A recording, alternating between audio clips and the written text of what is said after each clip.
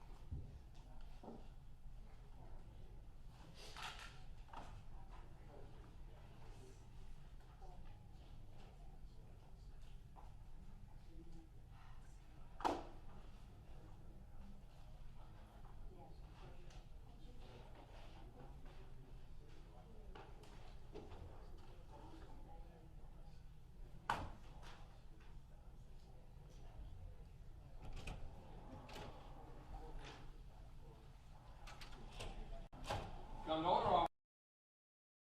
Officer Timothy Walmsley presiding. Good morning, everybody. Be seated. Morning.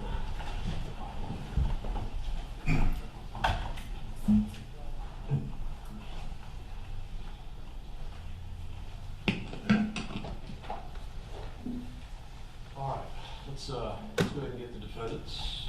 They're on their way to it.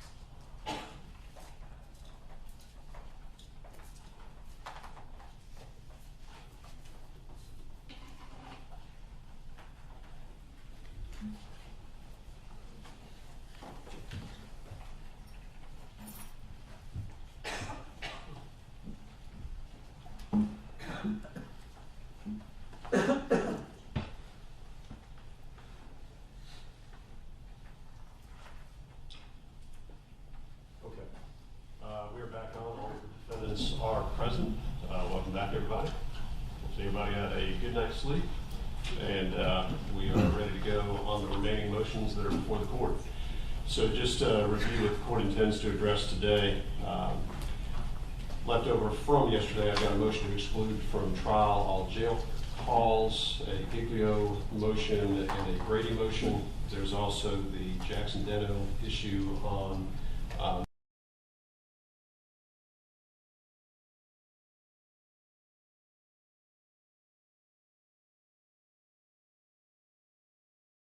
back up on the issue of or Mr. Arbery's mental health records. That's correct. That is what I believe I have before the court. Let's move through some of these that we can move through, I think, relatively quickly, and then we'll get into some evidence. First is a motion, well, first of all, anything preliminary from the state? No, Your Honor, thank you. Anything preliminary from Travis McMichael? No, Your Honor. Anything preliminary from Greg McMichael? No, Your Honor. Anything preliminary from Mr. Ryan? No, Your Honor. All right, jail calls. So,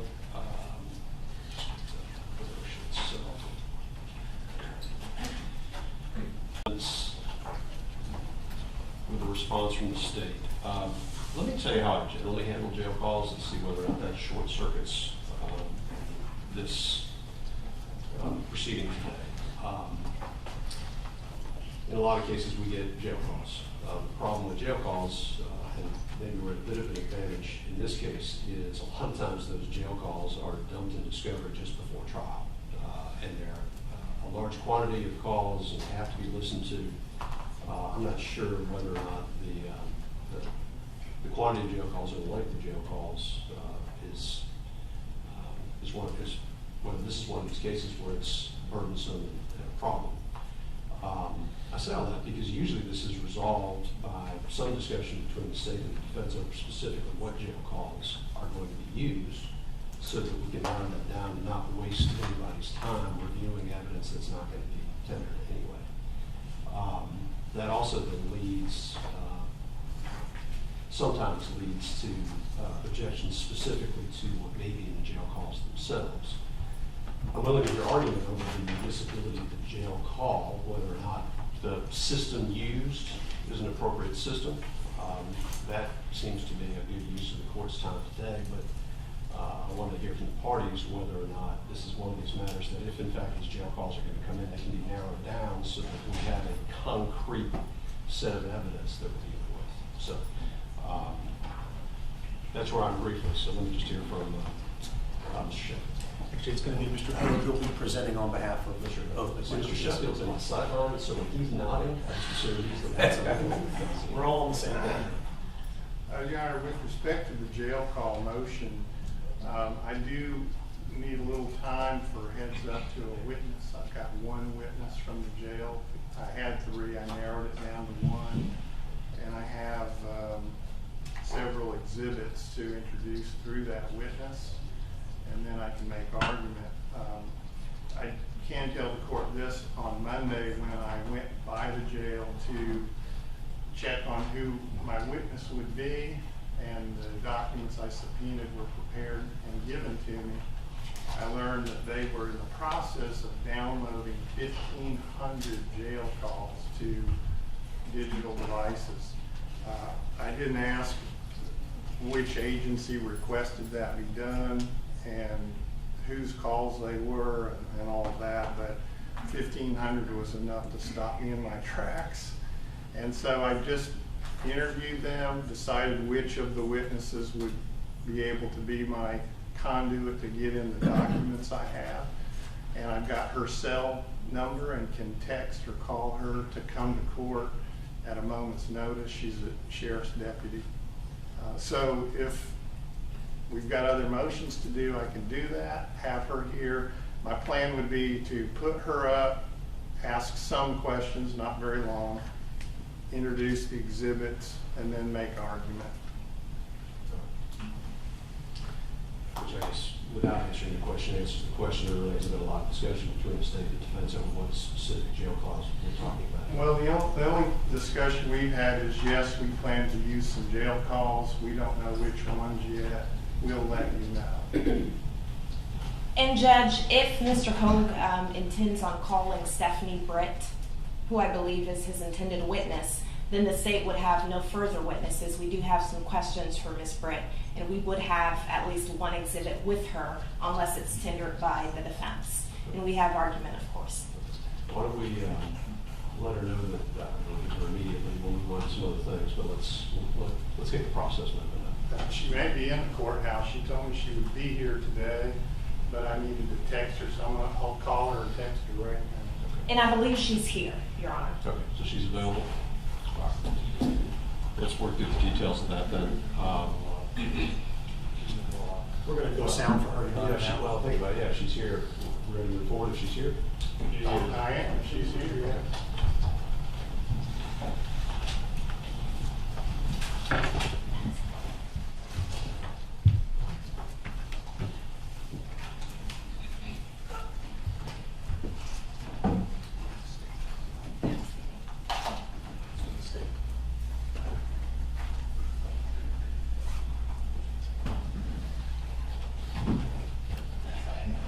You solemnly swear affirm the testimony you shall give the court shall be the truth, the whole truth, and nothing but the truth, so help you God. Yes, ma'am.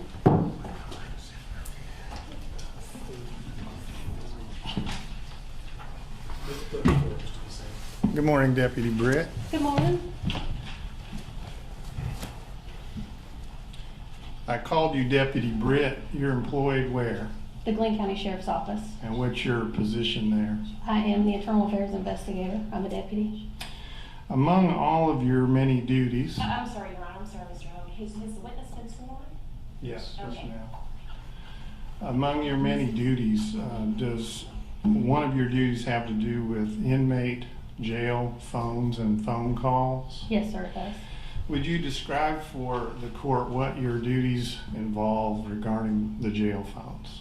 Sure. We receive requests from attorneys and from the police officers and from the district attorney's office in reference to jail phone calls. They send a written request for calls, and whatever calls they request, I download them and disseminate them to the officer or the attorneys. Okay. Are there policies and procedures written and maintained by the sheriff's office regarding the jail There are. phones? I'm going to show you some documents here. I've provided copies of these to the state, so you don't need me to show them to you again, I presume. Which ones in particular are you talking about? All right, I will show you. Just one moment, please.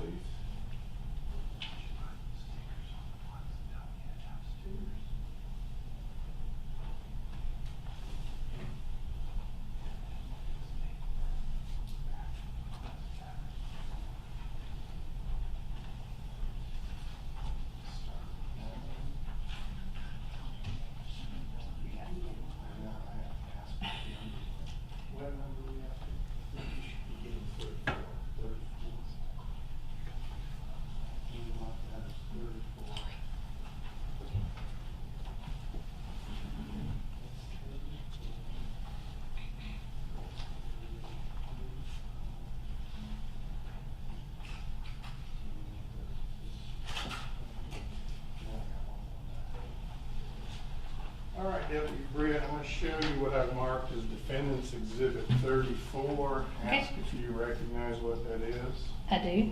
What is it? This is our standard operating procedure for inmate jail phone calls. Okay. And showing you Defendant's Exhibit 35, do you recognize that? Yes. What is it? This is the policy pertaining to inmate telephone calls. All right. Show you Defendant's Exhibit 36, and do you recognize that document?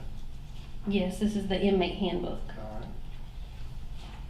And I tender into evidence Defendant's Exhibits 34, 35, and 36.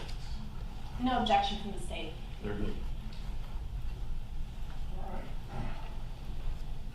I'm going to show you what I'm going to mark as Defendant's Exhibit 37.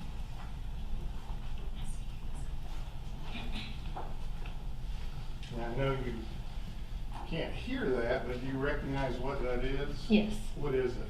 This is a pre-recorded message that is at the beginning of all inmate telephone calls that the inmate as well as the party that they are contacting can hear.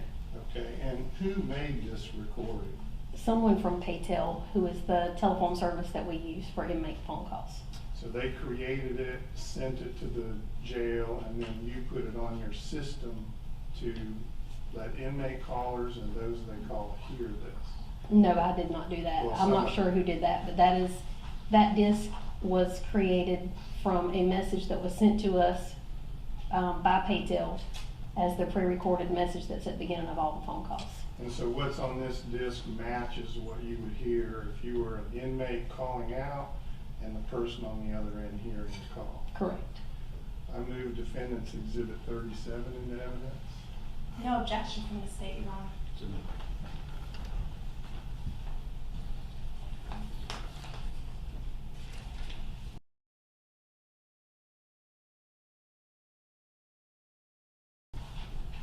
Yeah, I'm putting numbers on as we go. I didn't expect to be first up, but I'm close. This is the last batch.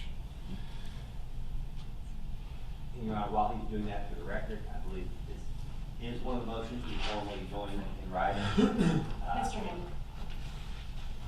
I want to make that clear, we joined, although the state has not indicated that they have any phone calls to use with Mr. Bryan yet. But I have an abundance of caution. Motion been adopted.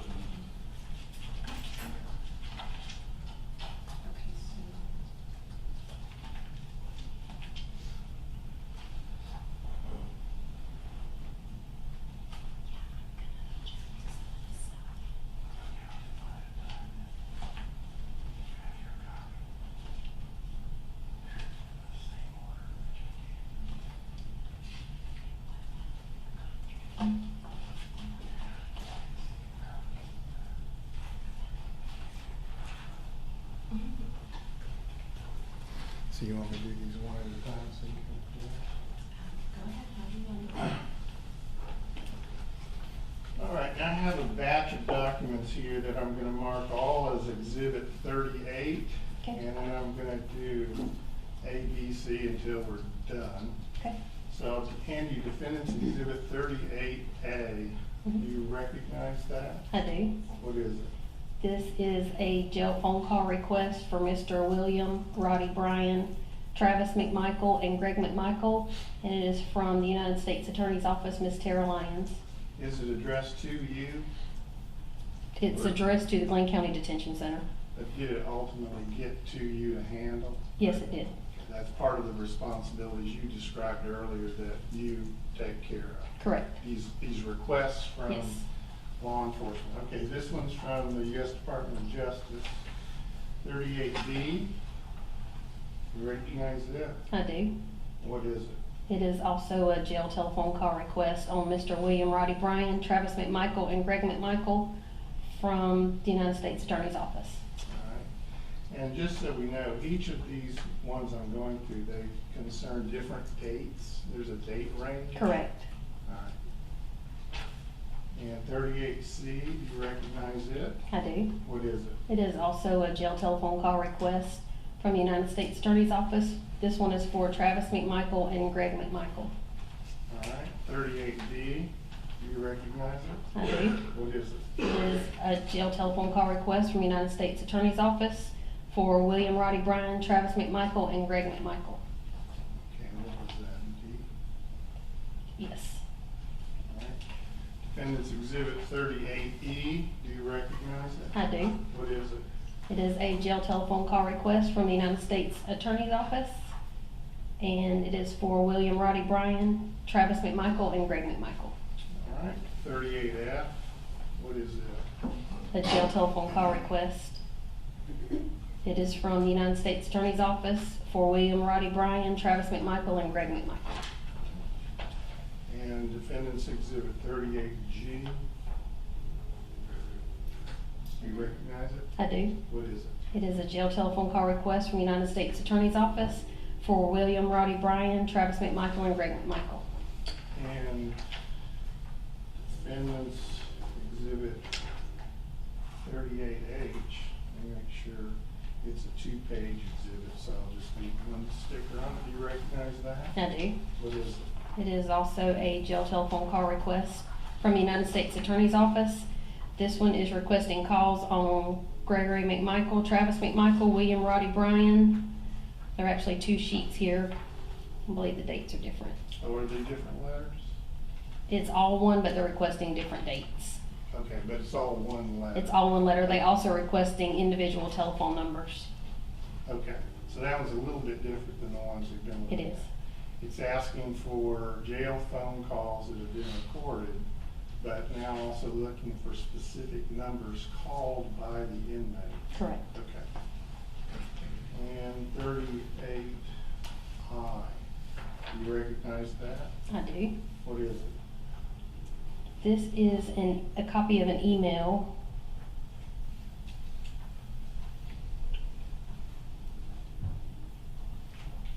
requesting jail telephone calls. And who's it from? This is from Tara Lyons with the United States Attorney's Office. So it's similar to the others, it's just an email form? Correct. Okay, thank you. And Defendant's Exhibit 38J, you recognize it? I do. What is it? It is a jail telephone call request from the United States Attorney's Office for William Roddy Bryan, Travis McMichael, and Greg McMichael. All right, and that one's J. And Defendant's Exhibit 38K, you recognize it? I do. What is it? This is something that I typed up in reference to a telephone call from GBI agent Marcus Griffin requesting a duplicate copy of jail telephone calls. Okay. And Defendant's Exhibit 38L,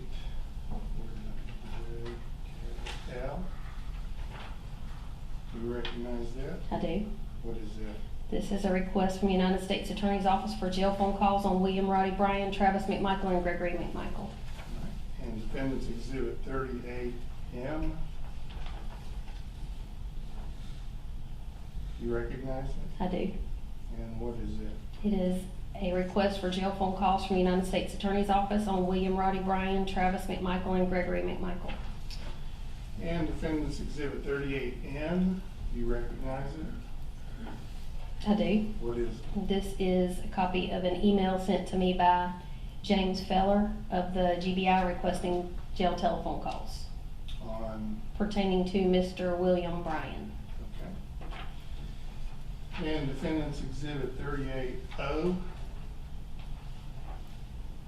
you recognize it? I do. What is it? This is a request from James Feller with the GBI requesting jail phone calls pertaining to Greg and Travis McMichael. Okay. And Defendant's Exhibit 38P, you recognize it? I do. And what is it? This is a request from the Georgia Bureau of Investigations, Special Agent Nicholas Anzac for jail telephone calls regarding Gregory McMichael and Travis McMichael. And last, Defendant's Exhibit 38Q, you recognize it? I do. And what is it? This is from the GBI as well, requesting telephone calls, jail telephone calls for Travis McMichael and Gregory McMichael. Okay. At this time, I move Defendant's Exhibits 38A through.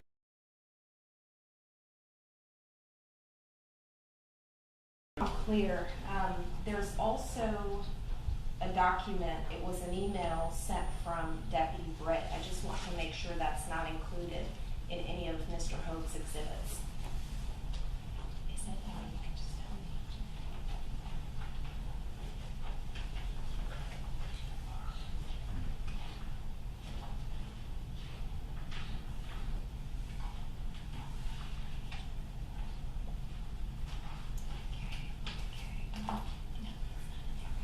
No objection from the state judge. There we go. Deputy Brett, are these requests we just went through, A through Q, that you gave me on Monday of this week, correct? Yes, sir. All that there are, or have any new ones come in since Monday? To my knowledge, that's all we have. I know one came in, but I'm not sure if it was prior to or after Monday. I do not have that one, the undersheriff does. Okay. And we talked Monday over at your office, and there was some mention of your being in the process of downloading about 1,500 phone calls. Do you remember that? That was not me, that's the undersheriff. But you were there when he mentioned that? I was. Are you involved in that process of downloading those phone calls? Those particular calls, no, I'm not. Are those 1,500 calls in response to these several letters we just went through, or is there another request someone's made? I have not seen the request, I'm not sure. So no requests in writings come to you? Not to me. Do you have any firsthand knowledge of whether those 1,500 phone calls are all phone calls of all 3 of these defendants during their entire time they've been in the Glenn County Jail up to now? I have not seen the request. Okay. So your answer is you don't know what those 1,500 phone calls are No, sir. or who requested them? I'm not sure. All right. That's all I have, Your Honor. Your witness.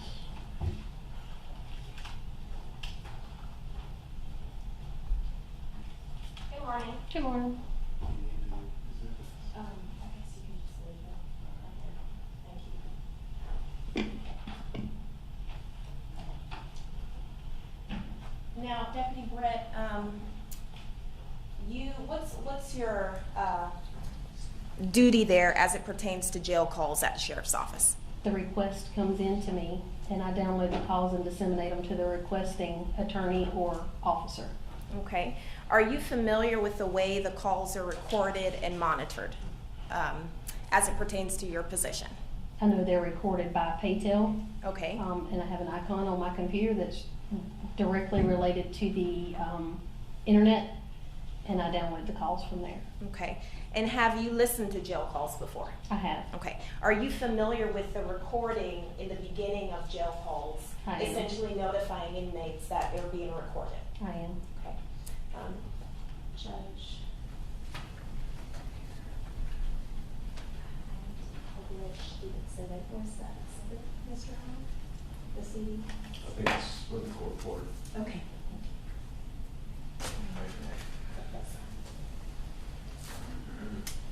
I'm gonna put this in, I'm sorry. Okay, so let's do this. Judge, we actually have a duplicate, in the state's file of that very exhibit. I don't believe there's a way to play the CD, that Mr. Holt just tendered. Would the court object to us playing that duplicate? Does the defense have any objection to it? No. Okay. So Judge, without objection, at this time, I would like to play that duplicate of Defense Exhibit 37. Okay, good. Thank you.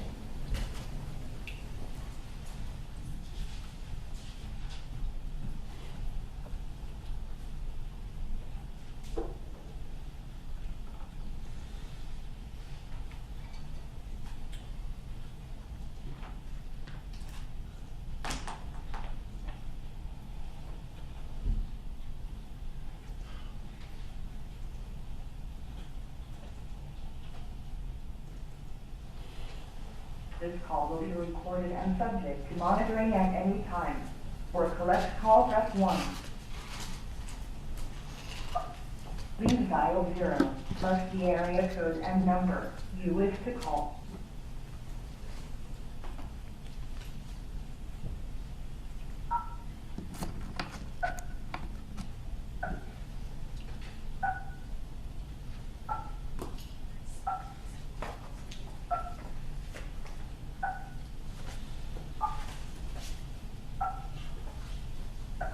Please state your first and last name clearly after the tone.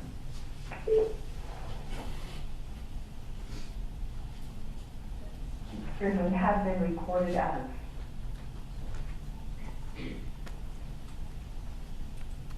To record your name again, press 2.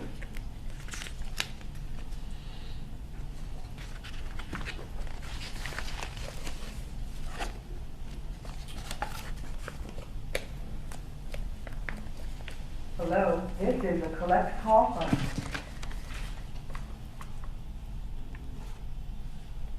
an inmate at Glenn County Detention Center with telephone service provided by PayPal Communications. Para español, presione 2. The current balance for your account is $1,000. Stay on the phone after this call for payment options. To receive information about new affordable permanent rates, press 2. To accept this call, press 3 now. To block all future calls. This call will be recorded and subject to monitoring at any time. You may begin speaking now.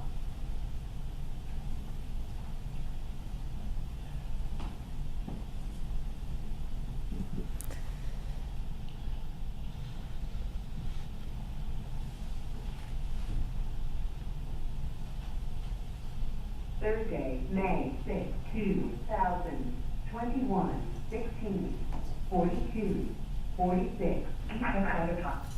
So Deputy Britt, it actually says on that recorded message multiple times that the calls are being recorded, correct? Yes, ma'am. Okay. Now, Mr. Hope tendered the inmate handbook through you. I'm going to show you what's been tendered and admitted as Defense Exhibit 36. Go ahead and look at that. Okay. Now, do you see the portion there in that handbook that pertains to telephones there at the jail? Yes, ma'am. Can you just read that paragraph for the court, please? Sure. Inmates will be provided access to prepaid or collect call telephones in the inmate housing areas and in the booking area. All calls made from any of the inmate phones are recorded and subject to being monitored by GCDC staff to detect illegal activities, and information obtained in the recording may be used as evidence in court of in the court of law against you. Your usage of these phones shall constitute consent to such monitoring. The phones are computer programmed to terminate after 30 minutes. However, the length of calls are subject to change at any time. After an inmate makes one call, he or she must wait until everyone else has had an opportunity to make a call before making a second call. Okay. And when inmates come into the jail, they're provided with access to the inmate handbook, correct? Yes, ma'am. Okay. And they have access to that handbook throughout the entirety of their stay there at the detention center, correct? Yes, ma'am. Okay. And they're notified that essentially they're using the jail telephone system is consent, correct? Yes, ma'am. Being monitored, Yes, right? ma'am. Okay. Now, all calls are actually not monitored, right? No, ma'am. Which calls aren't monitored? I don't know of any calls personally that are monitored. All jail calls at the detention center are monitored, correct? They're all recorded. They're all recorded. Yes. I'm sorry. They're all recorded. Which calls are not recorded? Any telephone call that is made to an attorney that we have been provided a telephone number for that attorney. Okay, so only confidential attorney-client phone calls are not recorded. Correct, as long as we've been provided with the telephone numbers. Okay. Now, what is the reason behind recording these telephone calls there at the Glenn County Detention Center? To detect any illegal activities. Okay. And also, is it also for maintaining the security of the jail? Yes. Okay. Are you guys concerned with making sure no contraband, meaning guns or weapons or drugs or other contraband, comes into that jail for Yes, ma'am. security purposes? Okay.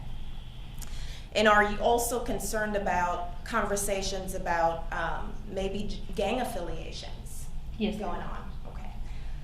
Okay. Now, is the inmates, do they have a right to use those telephones there at the detention center? Pertaining to contacting their attorneys, yes. Okay, but otherwise, isn't it true that it's just a privilege that you guys extend to the inmates there at the detention center? That's correct. Okay, and do you all have sanctions or a sanction grid that you use when they misbehave there at the detention center? We do. Okay, and are phone calls subject, or phone call privileges subject to being taken away if, say, an inmate were to misbehave? They are, with the exception of contacting their attorney. Okay. Now, how many inmates do you guys currently have there at the detention center, Deputy Britt? So I have, on average for this year, we have had about 410 inmates on Okay. average. And are you familiar with how many people there at the detention center in terms of staff or they actually have clearance to record and listen to these jail phone calls? I do. Okay, how many?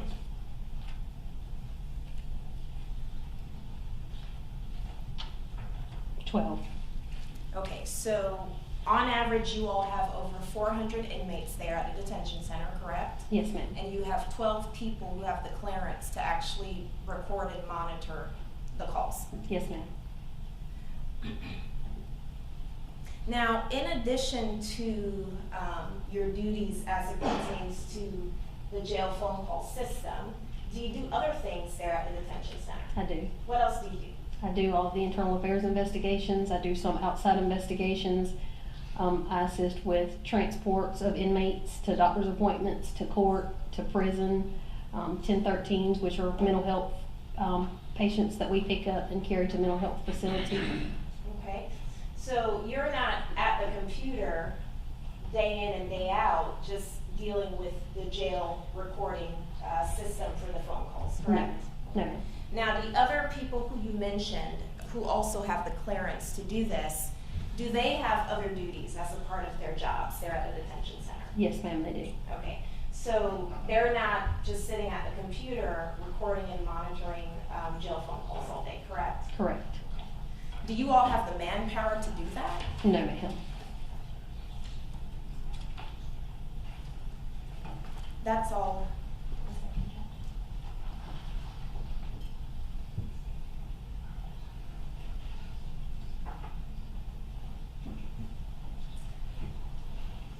So, Deputy Britt, some defendants don't use the phones, correct? That's correct. Okay, so some choose to talk on the phones, right? Yes, ma'am. And some choose to not talk on the phones. Correct. You all at the jail don't force them to talk on the phones, correct? No, ma'am. Okay. That's all I have, Your Honor. One redirect. Deputy Britt, you mentioned that there were phone numbers you can put into your system that the system then will not record calls between the inmate and that number. That's correct. And right now, those numbers are the attorney's phone numbers, right? Correct. How about spouses? Do you take the numbers of the inmates who are married and then put those in the no record? If the spouse has requested that the inmate not be able to contact them, yes. Okay, that's a little different issue. Suppose the spouses do want to talk to each other and an inmate says, I want to give you my wife's phone number, don't record our conversations. What do you do? That number will still be recorded. Okay, that's all I have. I understand there's no additional evidence. I'm sorry, any follow-up on that? No, Your Honor, may she be excused. Well, If the- she's my witness. I'm sorry. If the May defense she has be no excused, Your Honor. I love the formality of it. Yes, you can step down. You are excused. Any additional evidence? No, Your Honor, the evidence is closed. Anything from the state beyond what's been presented? No, Your Honor, just argument.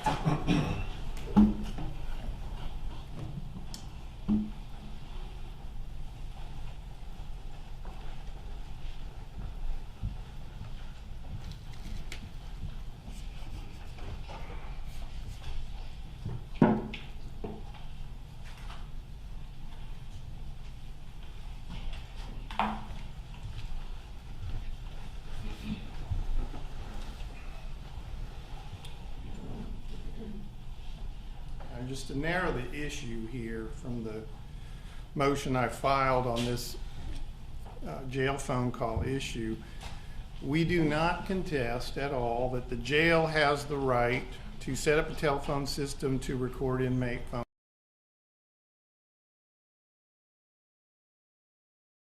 Every inmate phone call except for privileged ones, and that they can monitor those phone calls, the non-privileged ones, either in real time if they so choose, or by monitoring the recorded calls at whatever time they choose. So that is not an issue here. What's at issue in the motion is that when a law enforcement agency or prosecuting arm of the state or in this case even the federal government, but our concern is the state, requests those jail phone calls from inmates, that's what the motion addresses. I've got 4 arguments against the admissibility of these phone calls at trial. First one is due process under the 14th Amendment of the United States Constitution. The clause that says, no state shall deprive any person of life, liberty, or property without due process of law. And with conditions to whether pretrial detention violates that constitutional protection, namely the deprivation of life, liberty, or property without due process, we ask, do those conditions of detention amount to punishment? That's the question from the U.S. Supreme Court case of Bell v. Wolfish, 441 U.S. 520, 1979.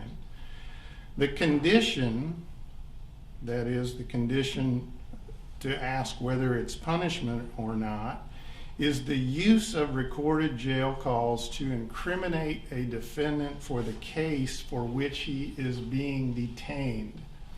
As you heard on both direct and cross of Deputy Britt, and in the documents admitted into evidence, the jail's purpose in doing these recordings is to detect, one of their purposes is to detect illegal activities.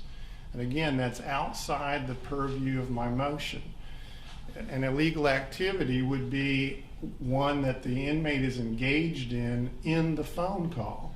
That could be the ordering of contraband to be delivered to the jail, the intimidation or influencing of a witness, perhaps some sort of plot to escape from the jail, or any number of other crimes that could be planned or being committed in the phone call. That's what it means to detect illegal activities.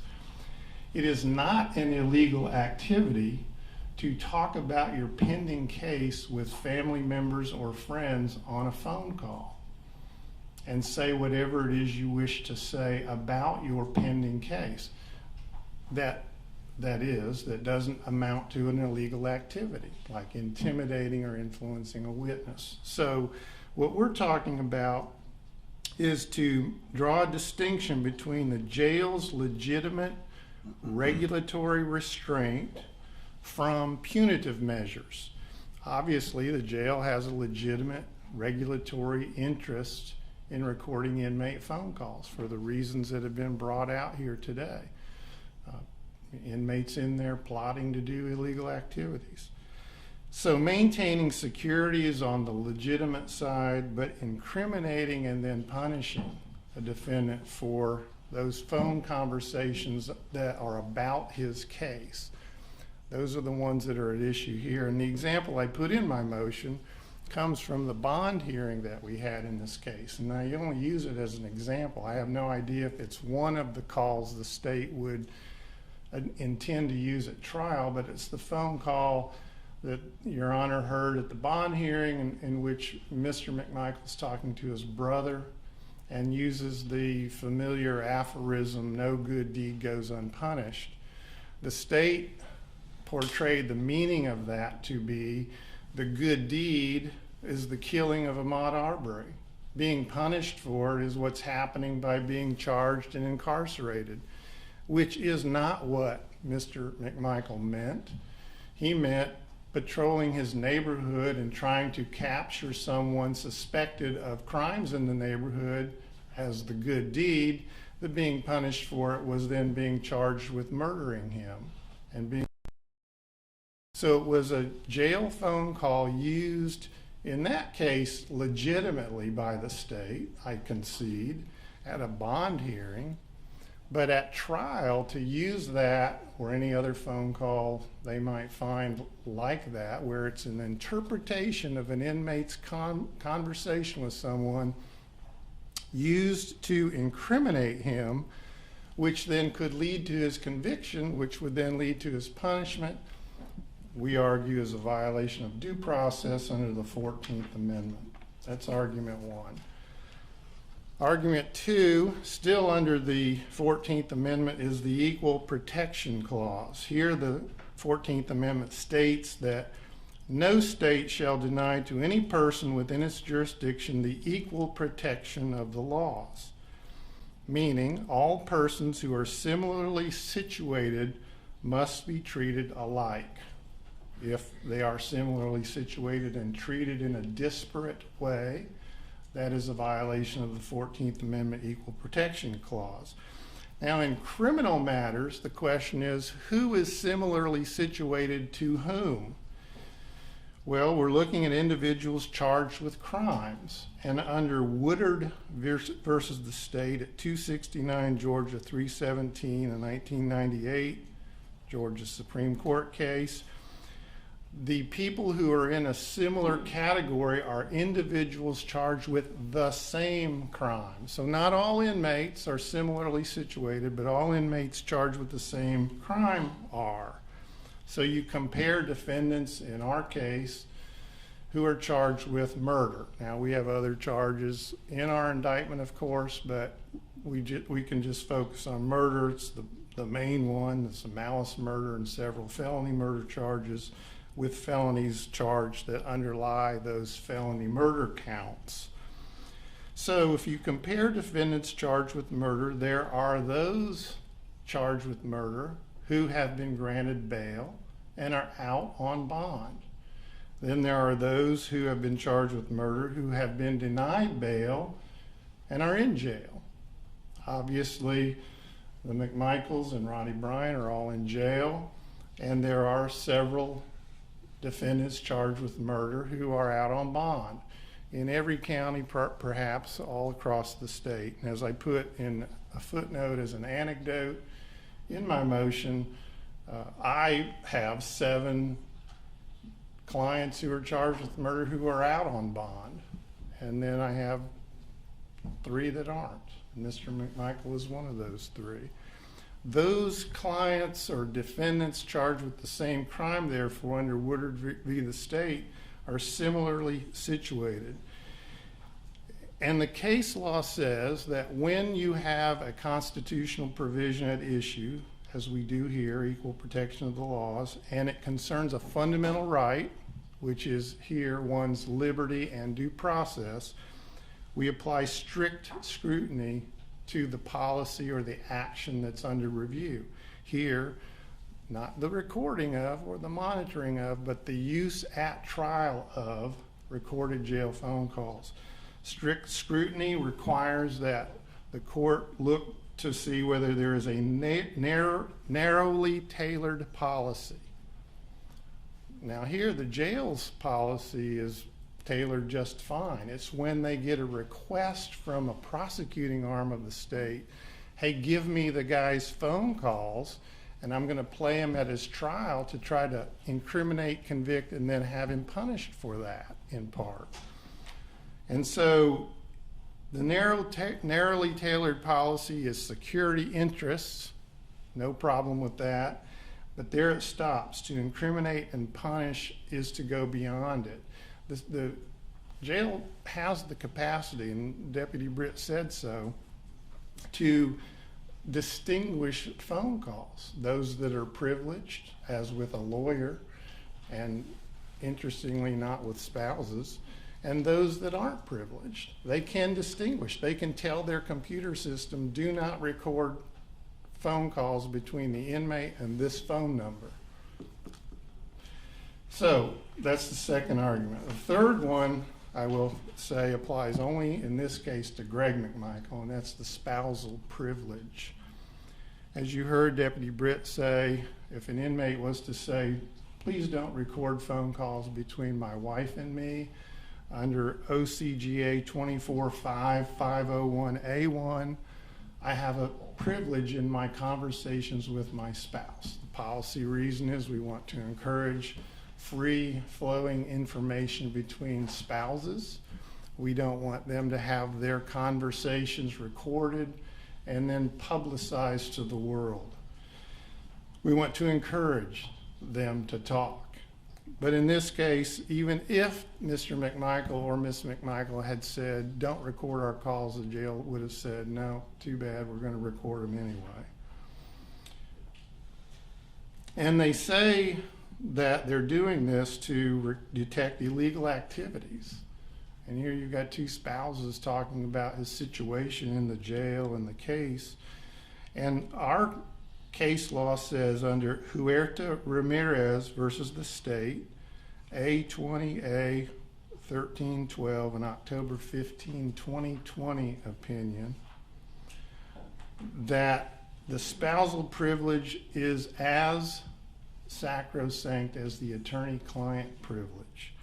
So here, none of the phone calls between Mr. McMichael and his wife, Lee McMichael, there's been no waiver of the privilege. Just by using the phone to talk to his wife is not itself a waiver. He has to voluntarily and knowingly waive it. And even if he had said, hey, I know the law, or he got a lawyer to say to the jail, I know the law, I don't want my spousal privilege waived, and we got a statement from Lee McMichael to say it, they would have rolled right over that and recorded them and handed them over to the state anyway.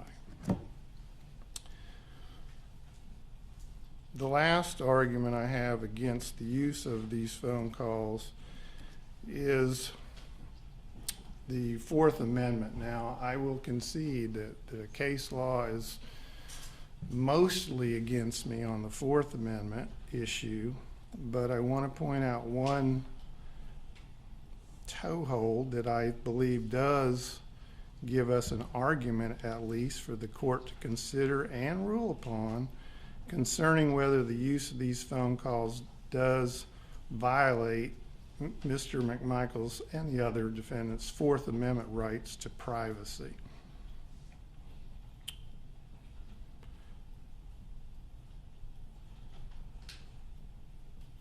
Just 1 second, Your Honor.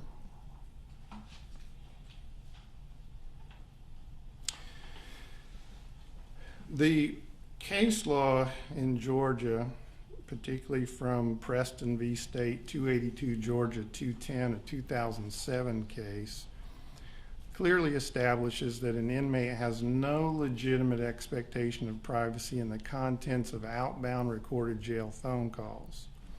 But that case does not draw a distinction between the inmate's lack of expectation of privacy and the use of recorded calls by the institution detaining him when the content of those calls invokes the legitimate security interests of the jail on one hand, and the case says, but there is a limited and legitimate expectation of privacy that I argue in the content of phone calls that in no way invokes the legitimate security interests of the jail.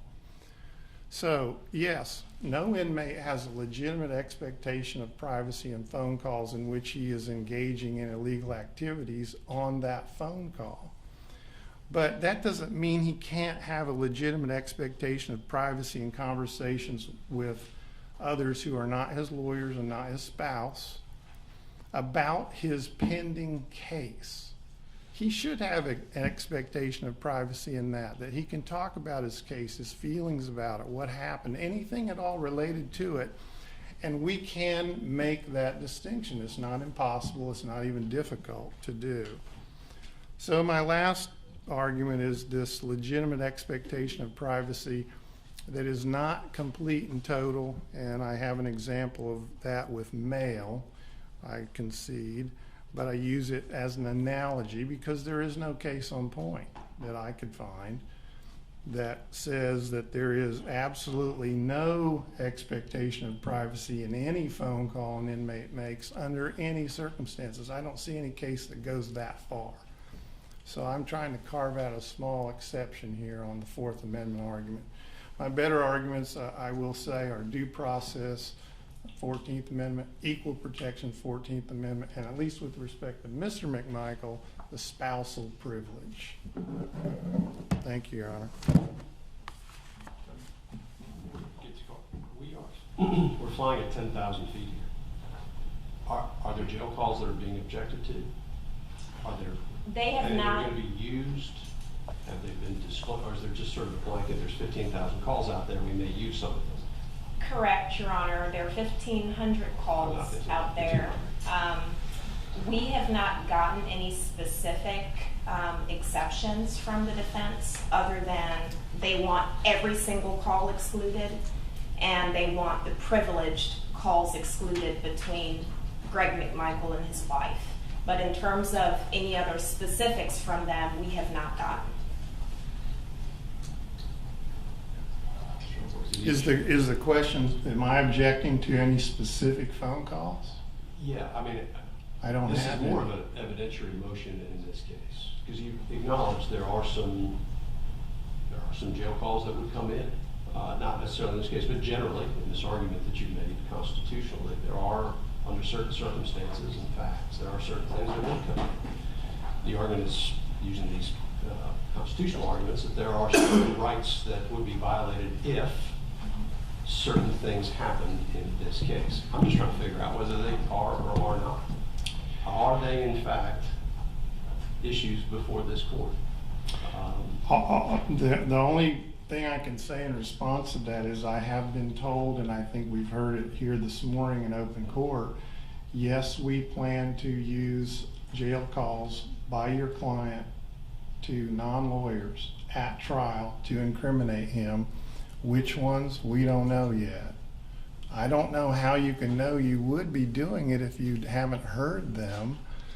Maybe they have heard them, but they haven't given them to me yet in discovery and said, we're going to use these at your trial. We got some phone calls that were used in the bond hearing. I don't know if those are the calls they plan to use at trial or if there are others. I don't know if the state's even had any chance to go through these phone calls to make that decision yet. So in some way, the motion should stay alive. It doesn't need to be, I mean, it could be ruled on today by saying no matter what phone calls you find, you can't use them at trial against these defendants because of these arguments I've made here today. And that would save them time. They don't need to listen to those phone calls. They don't have any relevance to the case. We could simply say Keller in 2020 said there's no expectation of privacy, and I don't get a rule on that. My point is, I'm not sure I want to do that. I don't know what I don't really understand what the debate is. And before I start getting into 14th Amendment, 4th Amendment analysis of generally jail calls, I'm not even sure how I can do that without knowing specifically what those calls are. I want to respectfully disagree. It doesn't matter what the calls are, what the content is.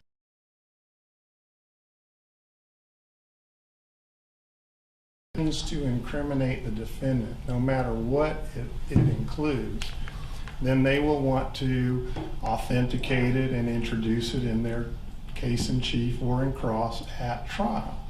My argument says no matter what's on that phone call, this argument says you can't use it. It violates the defendant's constitutional rights in at least 2 and possibly 3 ways, and violates, in Mr. McMichael's case, his spousal privilege that has not been waived if the phone call's between him and his wife. So the content of them really doesn't matter to the ruling on this motion. So long as the state plans to use it, they think it's relevant under 401, then my motion applies to that jail phone call, no matter what's on it. If it was another crime being committed, okay, use it.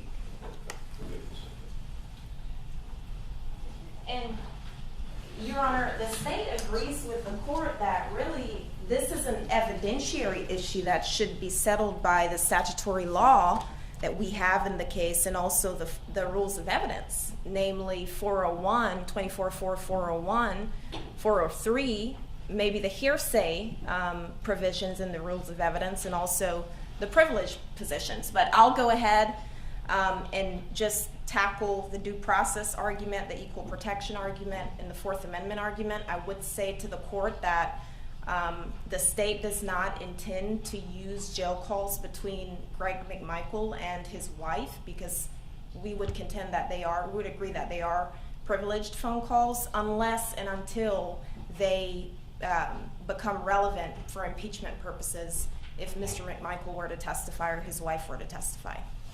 But essentially, Judge, for just the basic understanding of the Due Process Clause of the 14th Amendment, so we can know what we're dealing with here, of course, the Due Process Clause is one clause, but it protects two different things. So we have procedural due process, which is essentially, of course, your day in court, notice a hearing and an impartial judge, and also substantive due process and fundamental rights, which Mr. Hogue mentioned in his motion, which we know in terms of criminal law, we're dealing with the 4th, 5th, and 6th Amendments, and other things like, the right to marry, right to have kids. Only fundamental rights need strict scrutiny.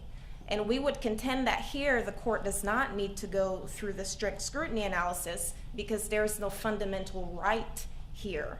And I'll get into that more when I tackle the 4th Amendment argument. But we would contend that the proper test for the court in this case is the rational basis test. So the 4th Amendment, it is quite settled in Georgia, Your Honor, that a defendant has no reasonable expectation to privacy in jail calls, period. Other than, of course, those jail calls pertaining to confidential conversations between a defendant and his attorney, his or her attorney. I want to point the court to 3 cases. The first one is Rogers v. State. That's 290 Georgia 18. It's a 2011 case. In that case, the defendant challenged the use of his recorded jail calls at trial. The court held that an inmate had no reasonable expectation of privacy in jail calls, especially as in that case and as in the current case, when notice that the calls were being recorded was in the handbook given to each inmate, and also a message further notifying the inmate that the calls were recorded was played before each jail call essentially happened. I want to also point the court to Keller v. State, 308 Georgia 492, and that is a 2020 Georgia Supreme Court case. That case held that it is well established that there is no reasonable expectation of privacy in recorded telephone calls made from jail. And lastly, Preston v. State, 282 Georgia 210, that's a 2007 case, which the defense mentioned in their motion. That case also holds that the defendant had no reasonable expectation to privacy in jail calls. And Judge, one thing that was not mentioned in the defense's motion or the defense's argument, there's actually a statute on point in this case. It's OCGA 1611-62-2A, and that statutory law specifically provides for the recording of jail calls.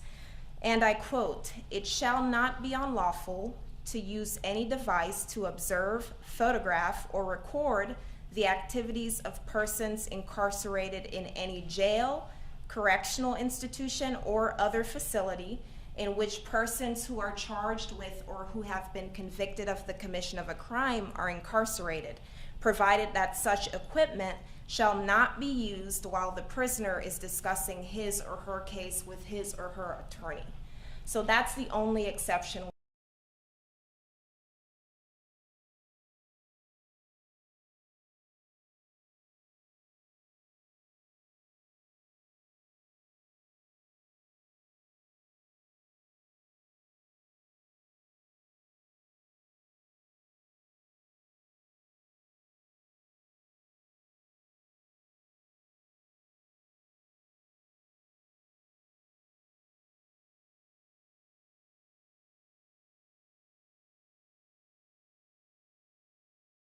In the handbook that them using the jail telephone call system constituted their consent to being monitored and recorded, and also it played numerous times before the actual calls were made in that message that appears in every call made from the Glenn County Detention Center. So we would argue that consent also applies here, so there's no 4th Amendment issue here for the court. Also, there's no procedural due process violation. the defense argues, which is a peculiar argument, that the pre-trial detention policy that's at issue here is the use of the call at trial. Well, if we're talking about using a call at trial, then we're no longer talking about a pre-trial detention issue. And like I stated to the court before, we contend that the proper analysis for the court is the rules of evidence, not the due process clause of the 14th Amendment. And Judge, I know Mr. Hogue went into the landmark Supreme Court case, U.S. Supreme Court case on the issue Bell v. Wolfish, and they are saying that they're not, challenging whether the jail can actually record these calls for legitimate security issues. So I'll go ahead and skip to the next portion. Another thing that came up in Deputy Britt's testimony is the fact that this is a privilege when you're in jail. They're not required to give you access to telephones because you're confined pre-trial. And there is absolutely no right to talk on these telephones at jail. It's a privilege and a courtesy given to defendants. Some defendants choose to use it, while other defendants choose to not talk on the telephone. Thus, the jail calls should not be categorically excluded based on due process grounds. Also, we don't believe there's an equal protection issue here. The due process clause and the equal protection clause of the federal and state constitutions, they protect only rights. They do not protect mere privileges. And we contend that that's what we have at issue in this case.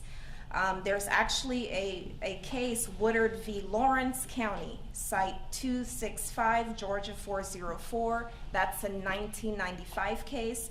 And the court there said that the due process and equal protection clauses only protect rights. They don't protect privileges. And here there's no right to jail calls. There's just no right at all to it. It's a privilege. So because of that case, we shouldn't even get into an equal protection analysis, Judge, because equal protection just does not apply. I would like to point the court to something that the defense argued in their motion. They cited two cases. Those cases actually argued statutory issues. The first one, the defendant challenged the statute, the trafficking methamphetamine statute, under the due process clause. Under the equal protection clause. The second case, the defendant challenged the child hearsay statute. Here, we don't have a challenge to a statute. It's not like the defendants are coming here and challenging the statute that allows us to record these jail calls. They're challenging an actual policy. So those cases cited by the defense are not analogous here, and the court should not, take those into consideration because they're just not analogous. There's no challenge to a statute here in this case, just policy. So at the outset, a jail has no capability or authority to monitor the calls made by people who are not incarcerated in that jail. So in terms of talking about whether out-of-custody defendants and in-custody defendants are similarly situated for the purpose of an equal protection argument, we would argue that they're not. It's not just based on the statute that they're charged with. I don't believe every murder defendant is similarly situated just because they're charged with murder, not in this case, because the challenge is to a policy and not the actual murder statute. So an equal protection violation can occur only when the government draws a classification between similarly situated parties and treats one class differently from the other. If the parties are not similarly situated, there can be no violation of equal protection. Here, the defendants are not similarly situated because some are out of custody and some are in custody. Now, in this case, this court heard arguments during bond hearings and determined that under the bond factors outlined in 1761E1, the defendants were not a good risk on bond because they posed certain risks outlined in that statute. Other courts might decide, and Mr. Hogue brought up some of his defendants who are out on bond. Well, the judges in those cases determined that maybe those defendants posed better risks out on bond.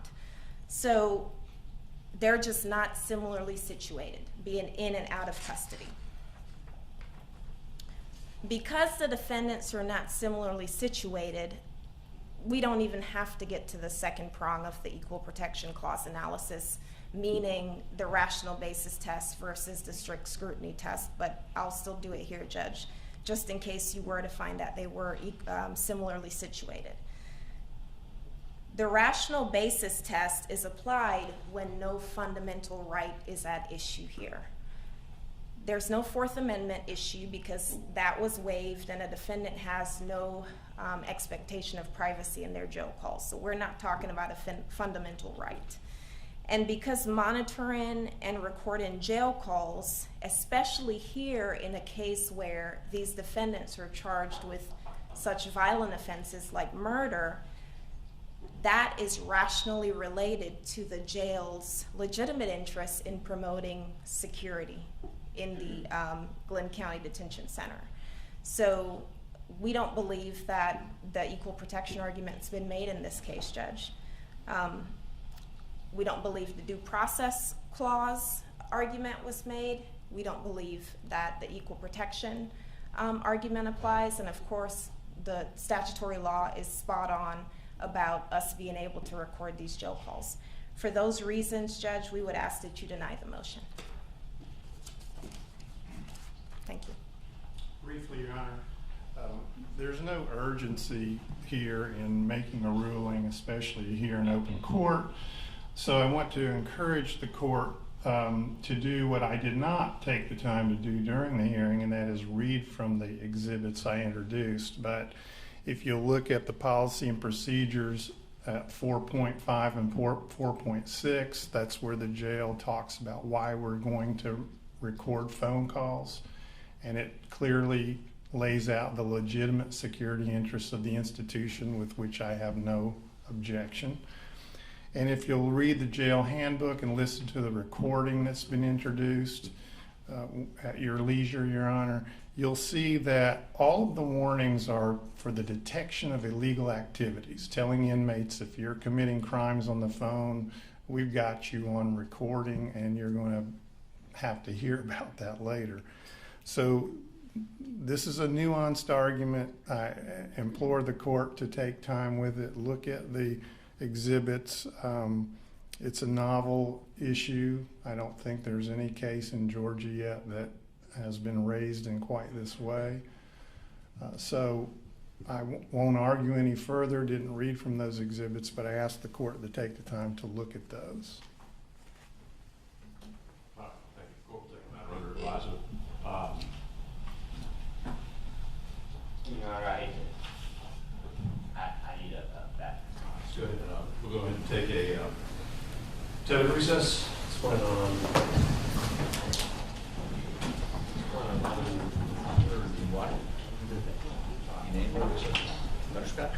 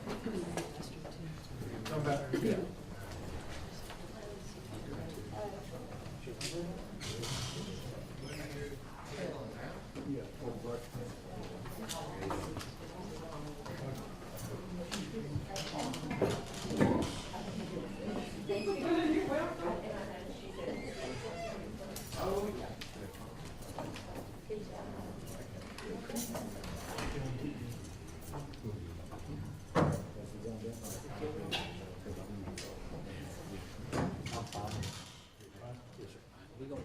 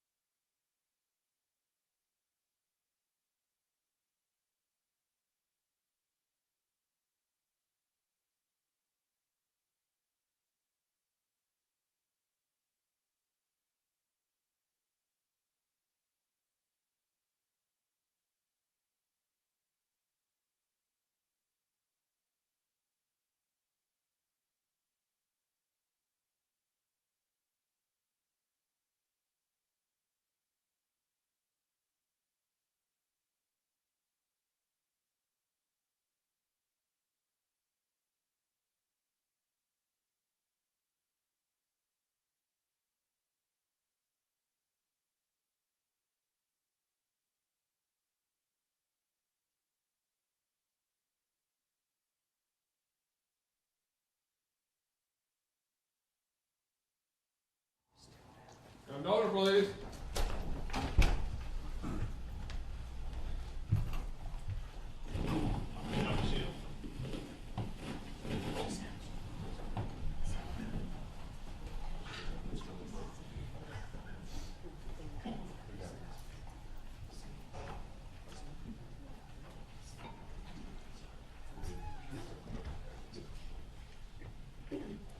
All right, we're back on. I don't see Mr. Sheffield. He's got two witnesses, I think. All right, just a heads up on the mics. It's come to my attention that these mics pick up sound pretty well. So if you are at council table, I suggest that those mics be pulled away if you're going to have a conversation with your client or co-counsel for that matter. Thank you. They are being picked up. All right, we're back on. So I'm trying to figure out the best way to work through the remainder. I'm thinking, given the time of the morning, that I'm going to focus on matters that involve witnesses who are waiting.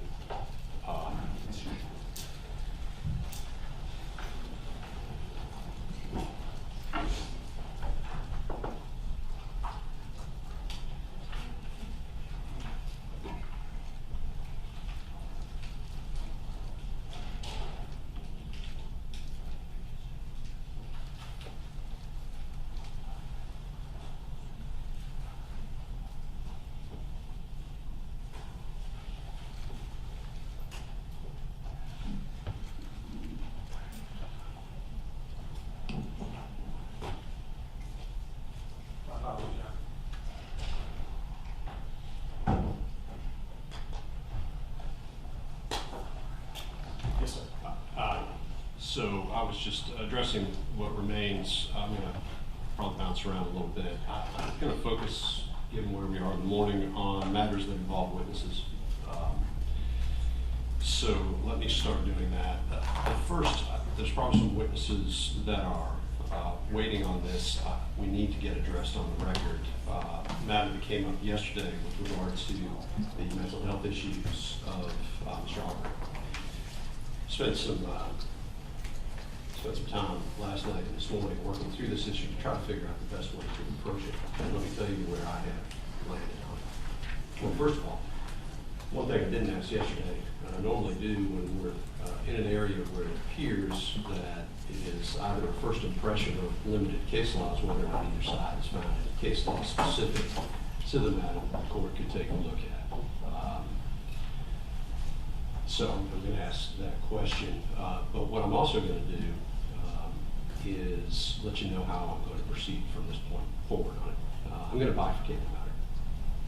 I'm going to ask that the defense tender in whatever documents that you have that you intend to use to present the issue to the court and to the jury. I'm going to seal those. The court's making a specific factual finding that given the fact that this appears to be a rather novel issue, because I have not found anything directly on point in Georgia, and the fact that it involves the mental health records of the victim in this case.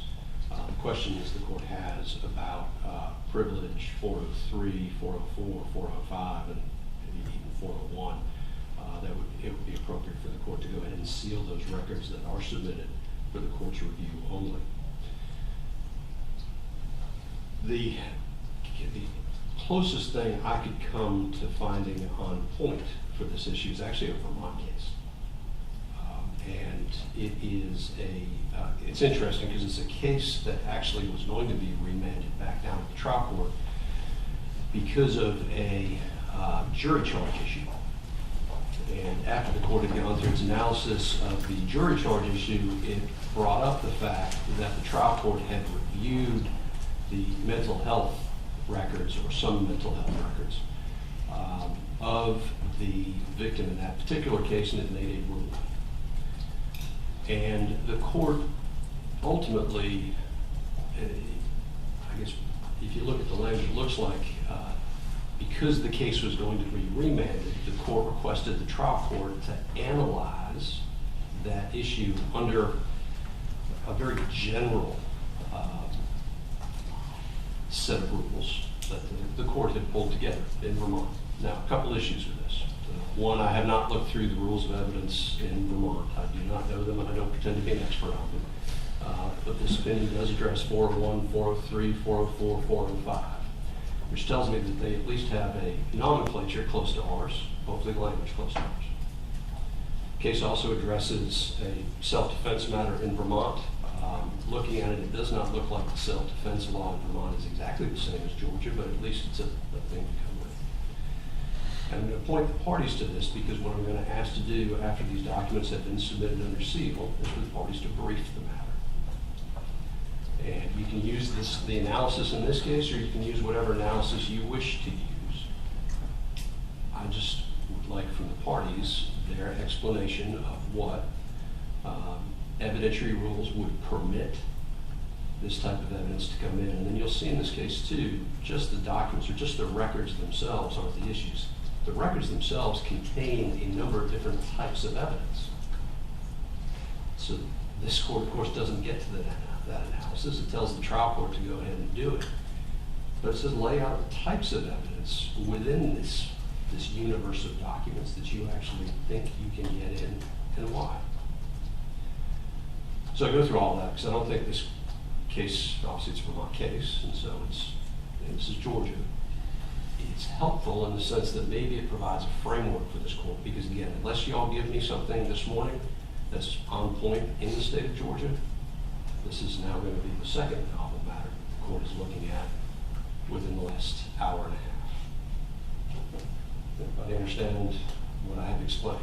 I'll give you the site. I guess I would do that. It's a Vermont case, State versus Pulaski. I'm sorry, can you repeat that? I'll spell it. Bolaski. Supreme Court of Vermont. It's a 2014 case, 95 Atlantic 3rd, 460.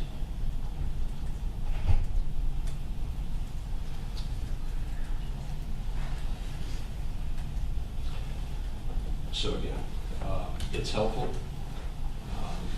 May or may not ultimately be where the court goes with it. That depends upon those briefs that will be submitted. I asked for those within 20 days of today. An issue with that deadline from the state? No, Your Honor, but I do have additional case law and some other things to present to the court today. Okay. The issue with that deadline from the defense? No, Your Honor. As to the evidence that's going to be submitted under seal. Mr. Shepard. Yes, Your Honor, you talked about documents. To reference, helps me have this up here because I think it can point us in the direction of where I'm headed. It will be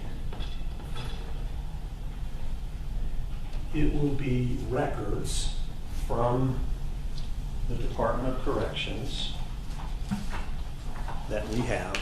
That is the Department of Community Service. I apologize. Department of Community Supervision. Department of Community Supervision, the probation department that supervised Mr. Arbery and the 4-year relationship and the notes and thoughts and comments of the probation officer, as well as the statements being made by family to probation and back and forth. So those are documents, yes. There will also be a 911 recorded call that the state agrees has been authenticated, but in terms of its relevance and all that, I understand the state wants to be heard on that. But we'll have a 911 call as well. We have all of the video evidence of Mr. Arbery in the community behaving in ways and interacting in ways that we feel, in addition to 404B relevance, it's relevant because it is thought and expression and behavior that we believe, our expert would say, is consistent with this diagnosis. So you'll have that, and I think you already have that. And we do have the medical records from Gateway. And we have the videos from within 220 Satilla that also shed some light. Satilla Drive, those are the intrinsic evidence in the case that we talked about that shed light. So we would want to be putting in video, audio, and documents. And then you have the testimony of our forensic expert to help draw the relevance down to February 23rd, 2020. What I'd like to do is set up just if I can get those documents, if you put it on a flash drive and submit them to the court. We have everything. What I'll do, in fact, if you could. Those are already labeled and on the flash drive that we have. Yeah, I'm just trying to figure out because I'm not here, I'm trying to figure out how to logistically take Sure. care of this to review it.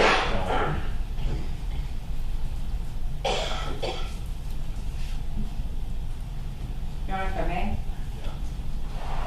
I would like to review what is given to the court. So I have an extra 32 gigabyte jump drive that we could use. We could put this on that jump drive, therefore it doesn't end up in the clerk's office with the other items on the defense jump drive. Well, that's what I'm thinking, is that it may be better for you to submit that, Mr. Sheffield, to the court. I'll put a sealing order together, I've got it, and after I've had an opportunity to review it, then just seal everything into the record to the clerk.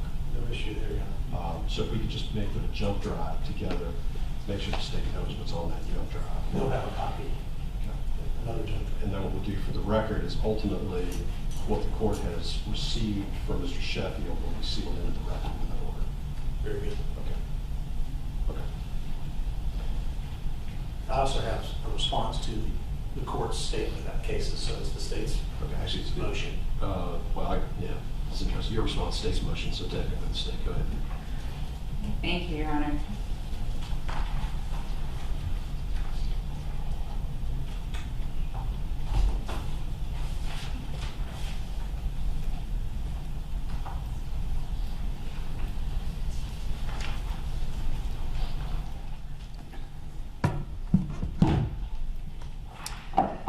So the first thing I want to let the court know is that the way these Something just occurred to this recite. With regard to documents, there was reference yesterday to a waiver for DCS.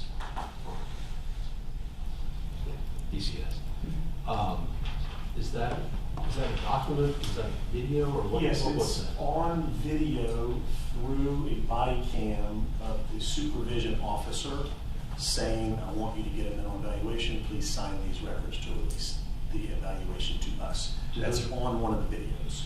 Do those records exist? Does that release exist? I don't have a paper copy of the release, but I see it on the video where it says Gateway Behavioral Health System, and we see Mr. Arbery sign the document. It will be on one of the videos submitted to the court in December of 2018. I'm sure, well, I'm not sure.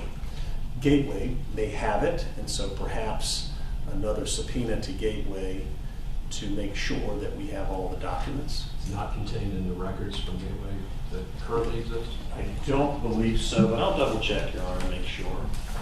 I don't think it's there. We have an authentication, but not the waiver issue there. I'm sorry, didn't mean to interrupt. Go ahead. No, Judge, that's an excellent starting point. The state's position on any waiver by Mr. Ahmaud Arbery is that it was for a specific purpose. He is on probation. His probation officer has said to him, I want you to have a mental health evaluation. So it's now state action. It's court ordered. It's been released back to the state as part of his probation. That does not waive any privilege that he has, because you can waive a specific privilege, meaning that privilege for this specific purpose, not for this particular purpose. So back to how this came about. When this incident first took place, the coroner's office of Glenn County went ahead and issued a subpoena for the production of the discharge for Mr. Arbery's mental health records. So at that point in time, the coroner's office went ahead and did a subpoena, and Gateway provided a 3-page report, which was just a discharge summary, and handed that over, and it became part of the Glenn County police report. So that's how that happened. In an effort to make sure that we had everything, Special Agent Richard Dial went ahead and then subpoenaed all of the Gateway records out of an abundance of caution, and he received those. Those were made part of the GBI file, and they were therefore served on the defense.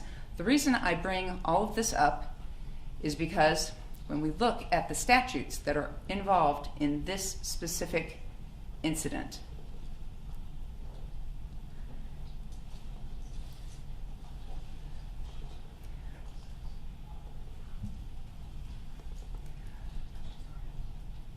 We have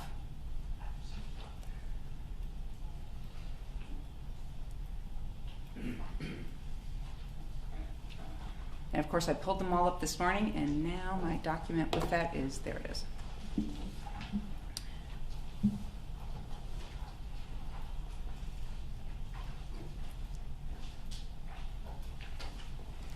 First off, we have 24.5.501. That covers certain communications that are privileged. We have Section 7, which is communications between a licensed clinical social worker, a clinical nurse specialist in psychiatric mental health, licensed marriage and family therapist, or licensed professional counselor and patient. The statute says there are certain admissions and communications excluded from evidence on grounds of public policy, including but not limited to the following. We also have number 5, which is communications between a psychiatrist and a patient. There is going to be no evidence that any medical doctor or psychiatrist actually saw Mr. Arbery. And then we have communications between a licensed psychologist and patient, but unfortunately under that Section 6, we also have no evidence he was seen by a licensed psychologist.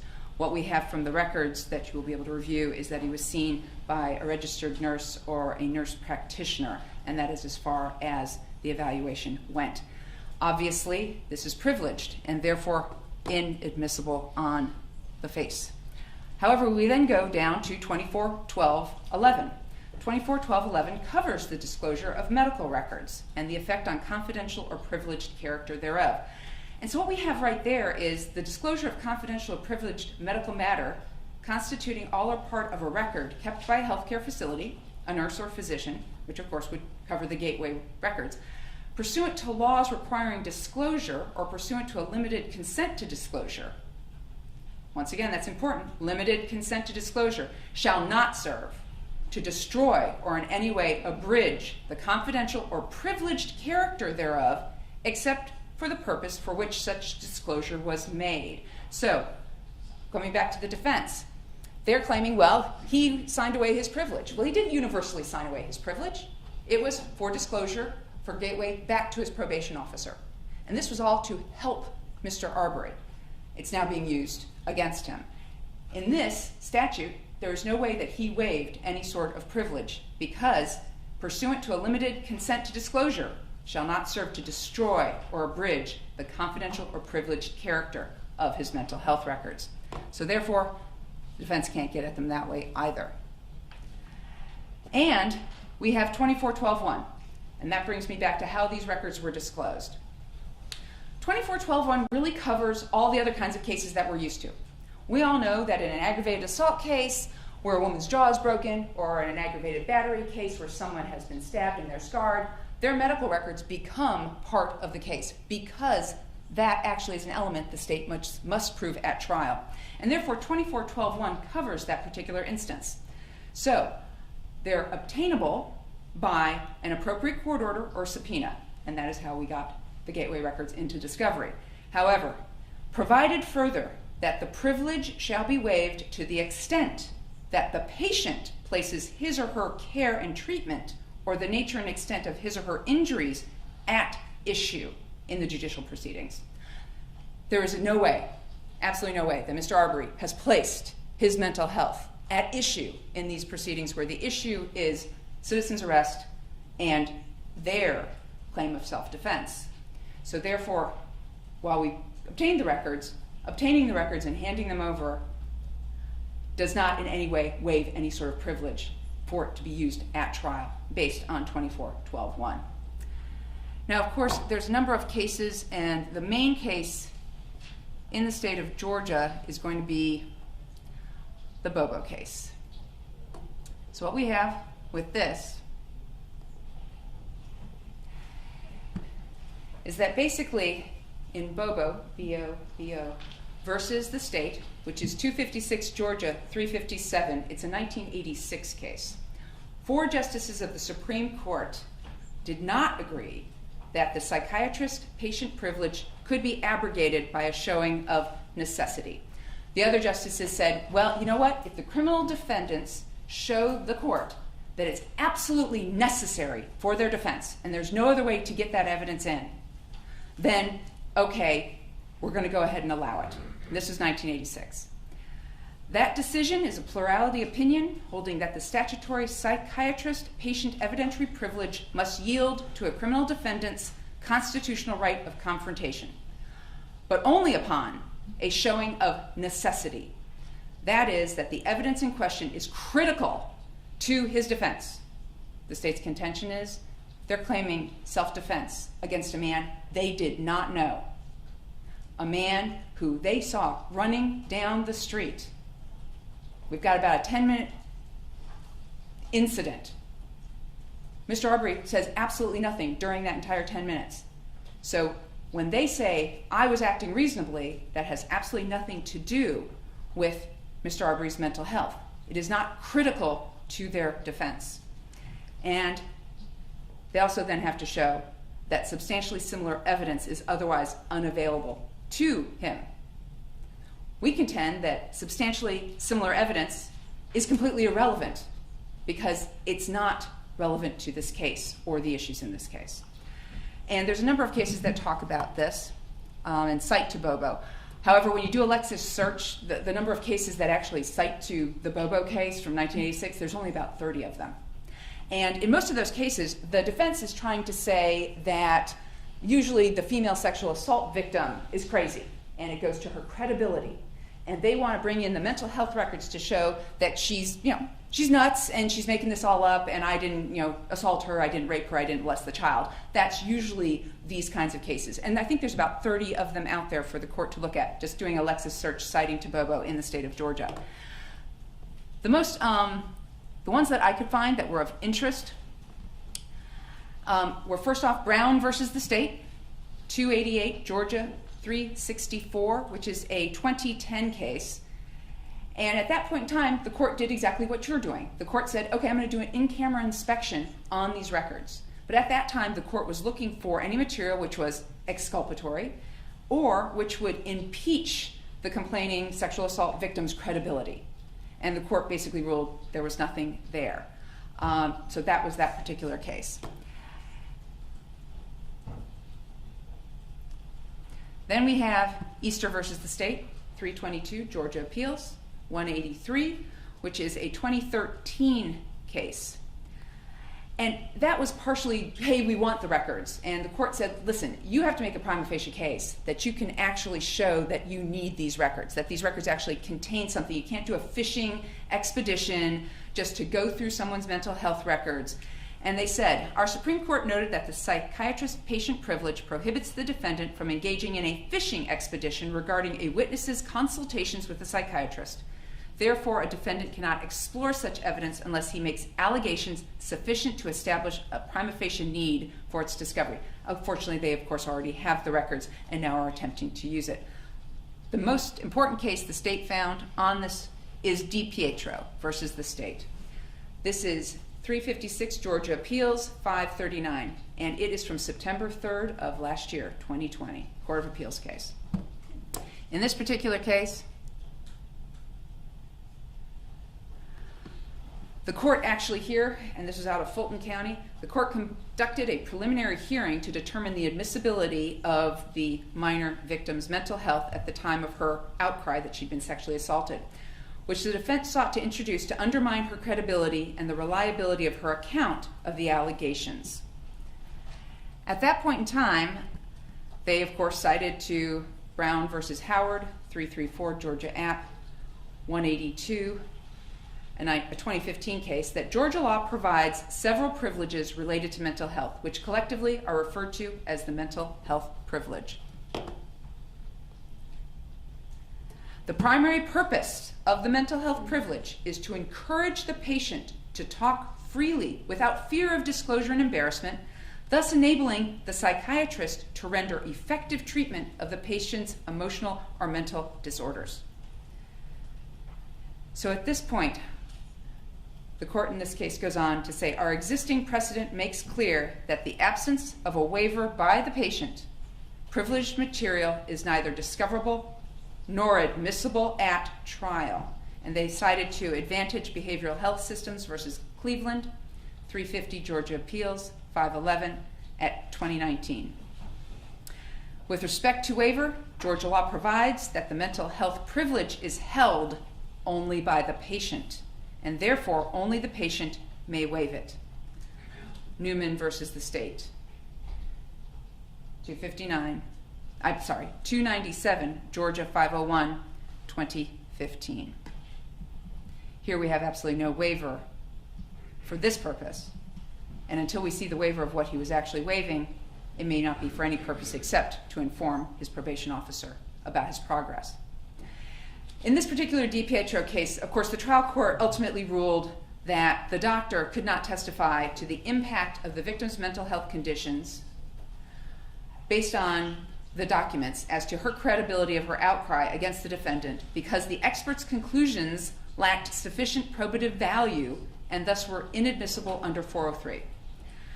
Obviously, we are not there yet, but my concern is that Mr. Sheffield just told the court that one of the things he wanted was to put his doctor up in order to have you listen to her as part of the ongoing sealed sort of package. The state would object to her at this point testifying, given we're bifurcating this issue. So the court, though, however, the state wishes the court to be aware that 403 analysis is an appropriate analysis to conduct, because in this case, the court said, because of the rather raggedy patchwork of sources that the person had to deal with, I will direct the court to the raggedy patchwork of sources.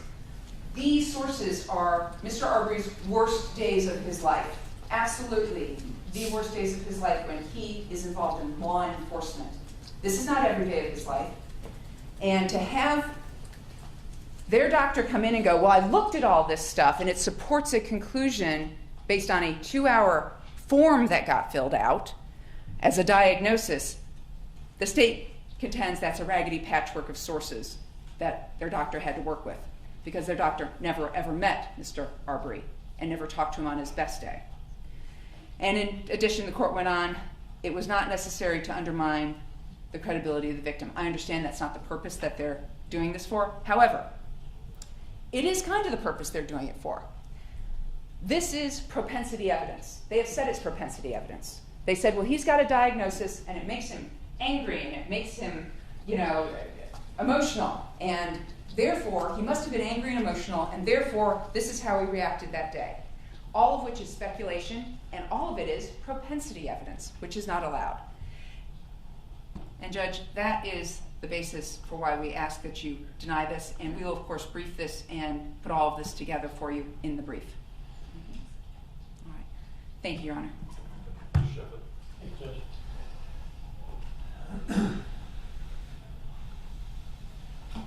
I'd like to first aid the court in what the court has decided about bringing records into its custody. And to say that we're talking about access, can we have access to these records, first of all? Can the defense have access to privileged records? And the statutes that have been cited by the state are the statutes that says these records are privileged.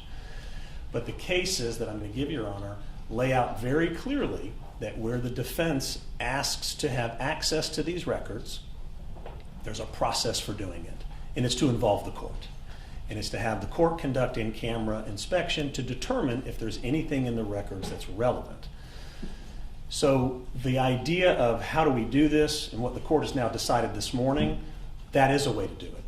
And so our complying with that is consistent with the case that you just heard of, which is the Bobo case, which really laid out the framework. I don't know if the court was aware of the Bobo case before. Okay. But that's where we turn it all over to you. But the Bobo case also says we're not turning records over to the judge to have the judge review the records because psychological records are inadmissible or the facts and data contained within psychological records are inadmissible. The judge has to decide that. So I want to point out a couple of cases and get to the heart of it. We're talking about constitutional rights and the way that the Supreme Court and the Court of Appeals have interpreted constitutional rights and that interplay with the statutory protected rights. And so the Sixth Amendment confrontation is not just confrontation of a witness on the stand for purposes of credibility. It is to confront the state's case against the defendant and to confront it with relevant evidence that speaks to the defense and the central issues in the case. So the state is citing cases to you under the umbrella of relevance to say, well, there's a lot of cases where you can attack the credibility of the witness. We're not talking about that. We are so far moved past that issue. You're hearing it now from me. It's not about the credibility of Ahmaud Arbery. And it is okay to recognize and celebrate who Ahmaud Arbery was in 2012 when he graduated high school, but it is reckless to disregard the mental health illness that plagued him for 8 years leading up to this moment in February 23rd, 2020. If you look at, and I'll cite these cases to you, records like juvenile court records, that issue has been handled. Those are privileged records, but those give way under the Davidson versus State case here in Georgia, Pennsylvania versus Ritchie, which is U.S. Constitution case. Those are juvenile court records. School records, FERPA, subpoena, all that gives way to the private information in school records. And then you move to evidence of mental illness, psychiatric, psychological, and or treatment records. And Donaldson versus the state, when we're talking about access and privilege, Donaldson versus the state, 192 Georgia App 37, holds psychological medical records are not absolutely privileged. A blanket denial of records is improper, as all psychiatric records contain more information than merely the statements made by the patient to the therapist. Now, they do go on to say that some of those communications may be protected, but the diagnosis and the dates of those diagnoses and the medication that was prescribed, that type of information can come out of those records and be used for relevant purposes. So the protection is, we are going to protect people's rights to communicate openly and freely about their problems. But that doesn't mean we can't learn what was decided and determined based on those communications and what diagnosis came and then how it impacts the person. I'm just speaking right now to the statement by the state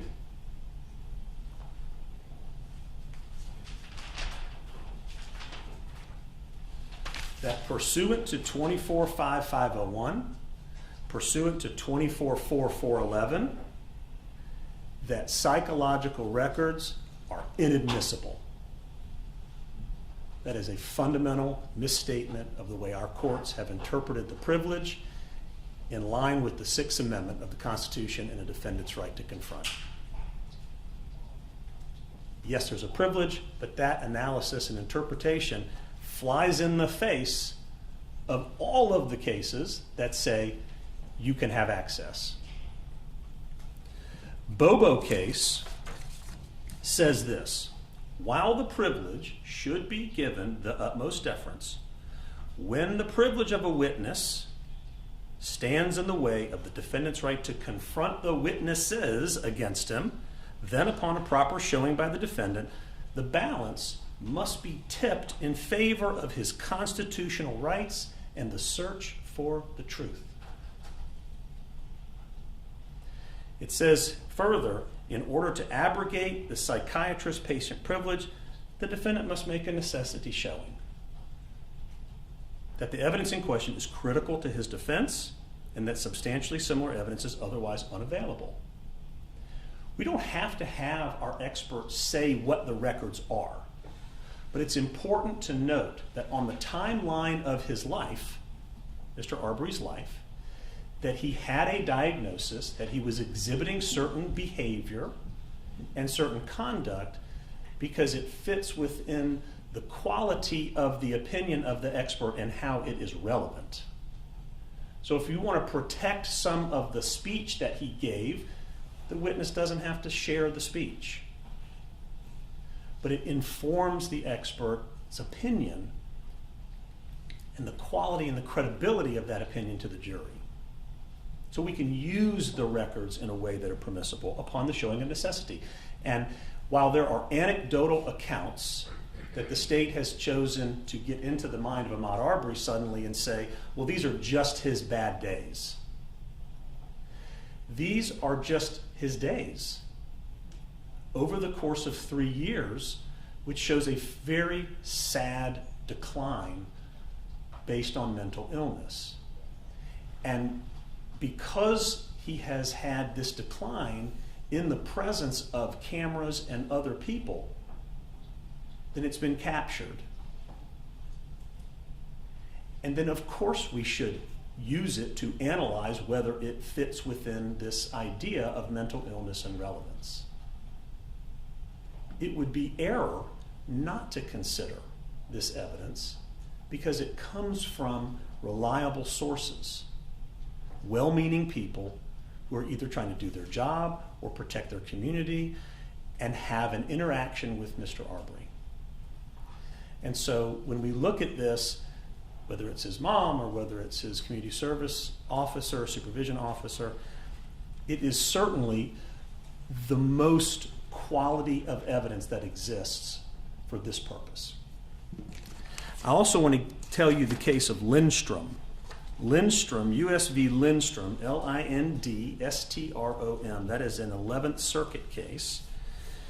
And Lindstrom was about a witness's mental illness who testified. The issue in Lindstrom was that the defense wanted to point out that this particular witness had a mental illness that caused her to have behavior, that caused her to do things that was relevant to the defendant's defense. And in Lindstrom, the court said, it is an abuse of discretion to preclude defense counsel from obtaining relevant information. The witness's privacy must yield to the paramount right to the defense. And in that case, it was to cross-examine the witness. We're not going to cross-examine Mr. Arbery, but this evidence is of paramount importance to the defense, and just like in Lindstrom, it's about access to evidence of mental illness. In the Lindstrom case, most specifically, the court concluded, we hold that the jury was denied evidence necessary for it to make an informed decision. If the court recalls, I've been talking a lot about the decision that the jury has to make. The decision about whether or not Travis McMichael's interpretation of conduct that he was observing on that day, or what he was seeing that was odd about Mr. Arbery, was in fact necessary and relevant to his decision of how he had to defend himself that day. And so if you look at this statement, we hold that the jury was denied evidence necessary for it to make informed determination of whether the witness's testimony in that case was based on all the stuff that she testified about or whether it was the product of psychotic hallucination. In that case, the witness was a schizophrenic. The jury was denied any evidence on whether this key witness was a schizophrenic, what schizophrenia means, and whether it affects one's perceptions and external reality. The jury was denied any evidence of whether the witness was capable of distinguishing reality from hallucinations. Such denial was reversible error. So what we're saying here is that there, in the Lindstrom case, was a mental illness that caused misperception of reality, misperception of intentions, and it was relevant for the jury to hear it so that they could determine the defendant's side of the story and the defendant's defense. There's more.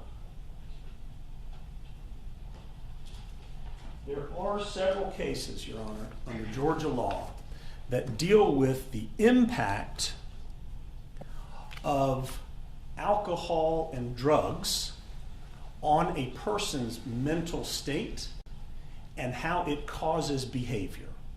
Very simply. Is there something going on in the system of the person that causes them to think and do and act in ways that's relevant to the determination of the issue? Crow versus the state is 277 Georgia 513. It's a Supreme Court case from 2004. And Crow says there was an expert in that case where the defendant driver got into a car accident with a woman. That woman was under the influence of drugs. And the defense offered it to try to suggest that the victim driver was under the influence of drugs, that it affected her conduct and behavior and her decision making. Whether she braked before the accident, whether she could have turned, did she act and behave in a way that was reckless on her part? And the court said it is for the jury to decide. The jury is entitled to hear all the relevant evidence, judging the credibility of the opposing witnesses, and make the decision for itself. So it begins to speak about, this is something that if we present to you that there is a relevant purpose, and that brings it now to the purview of the jury. In that case, the GBI expert said that the marijuana can... Just so I understand it clearly, let's be very... Sure. When you said it to the purview of the jury, you're talking about the issue, but now you're also talking about, we had a whole discussion, our whole presentation yesterday on 404B. Yeah. Okay. According to the rule, let's say hypothetically the court rules that the court does not permit the 404B evidence. In this way, it comes in anyway. If the court does not allow it for 404B, what that means is the jury won't see it and then be instructed by the court that they may consider it for that purpose, for that limited purpose, if it tends to show the limited purpose for which it's been entered. However, the information also, because it is about thought and human behavior, it does shed light on the mental illness. Then the court would have to decide, is there a way to admit this evidence under a 403 balancing so that the issue can come before the jury but not be too prejudicial, right? So the court would say, well, we have an expert who could say, I've seen interactions with Mr. Arbery in the community or under certain circumstances where his behavior, there's a way to, I think, structure it, Your Honor, that you could, if your goal became keep 404B out because I don't think it satisfies the relevant purpose, but the mental illness, I believe, is relevant because the defense has shown me where it's relevant, then I have to figure out how to structure letting that evidence be a part of the presentation of the case in a way that's not prejudicial to the defense putting on its case, but also satisfies the state's objection that it's too prejudicial. So next step then, so then the court ends up with effectively a mini trial with the state and the defense arguing about what this evidence means, with the court then really just having the ability through a limiting instruction to inform the jury as to why they're doing all of this, or why y'all are doing all of this. That limiting instruction then would be a fascinating thing to put together. I don't know that there is a limiting instruction on the use of evidence of mental illness. Well, you put, follow me here. Yes. You got 404, again, hypothetically, 404B is not coming in. Limiting instruction, if it came in, they'd get limiting instruction. All of a sudden, they're getting other acts evidence in. I would see any way to present these other acts, and other acts through a different mechanism. I don't see any way, I would not be comfortable presenting that type of evidence to a jury without a limited instruction. I understand. Okay? So, that limited instruction, I guess, is one. Two, I just want to make sure that I'm clear, because I realize your argument, but I'm looking at both of you. I don't see how this issue gets to the jury without the state getting up and trying to counter that evidence. So I end up with a mini trial on the mental health issues that we're talking about here. Is there any way to avoid that? Well, if the state chooses to counter the opinion, the court would first have to find that the mental illness has a relevancy. The court doesn't have to agree whether, okay, but the state would have the right. Yeah. 7403, I've got to work through 403, right? So another thing I've got to work into this is what this little mini trial is going to look like in front of a jury, a battle of experts over whatever this mental health diagnosis was in 2018, what that meant in 2020. And I'm going to have a battle of experts as far as I can tell, and you'll tell me if I'm going down the wrong path here, but I'm going to have a battle of experts in front of the jury in a murder trial about what the mental health records of the victim meant. The state would have the right to counter our presentation, certainly, Judge. I would think they would. If they found that it was flawed and that it has no bearing on February 23rd, 2020, and they wanted to put up an expert to rebut that, I think they would have the right in the law to do that. Your Honor, it is easy and it is reasonable to say that this is an issue that could become a mini trial. But I think that often carries with it the idea that that's a negative thing that we should try to prevent from happening. We're not saying we want to inject a mini trial of another matter in this case. We're saying that it holds a special significance to the case. Well, let's take a step back. I think that's all well good, but one of the things that I think we need to really focus on when it comes to trying cases is the practicality of trying a case. And so all I want to know is whether or not that's an issue that I may face. I think it is. Okay. Because it's clear the state is going to counter the evidence, and I've got to work through what that all means. Let's do this, because we could spend a lot of time just sort of walking through this. I think this would be much better to just go ahead and get down on paper, get it briefed to the court, so the court has an opportunity to digest it. Understood. Again, I'm giving you at least a little bit of an outline. I'm not saying this case, again, is the case that holds the key to all of this, but at least gives the court framework to work off of. So again, I've got an idea on what I need to look at. I would appreciate particularly citing the cases that you have in Georgia, what the parties have, so I can go ahead and start digesting the issue and start putting together some thoughts and ideas on how we address this. Yes, sir. May I inquire? We're going to brief this on what I've kind of labeled as access. The court having access through taking the records. Would that also be helpful, or do you want us to go straight to relevance? I think we should go straight to relevance. I'm taking the minute. You're taking it. So the access is no longer an issue. Now it's about relevance. Okay. And the other matter for Your Honor is. Well, let me back up. Yeah. I'm taking the minute. So access for the court to initiate this process. I'm not going to do that. Okay. I do think the waiver issue is important.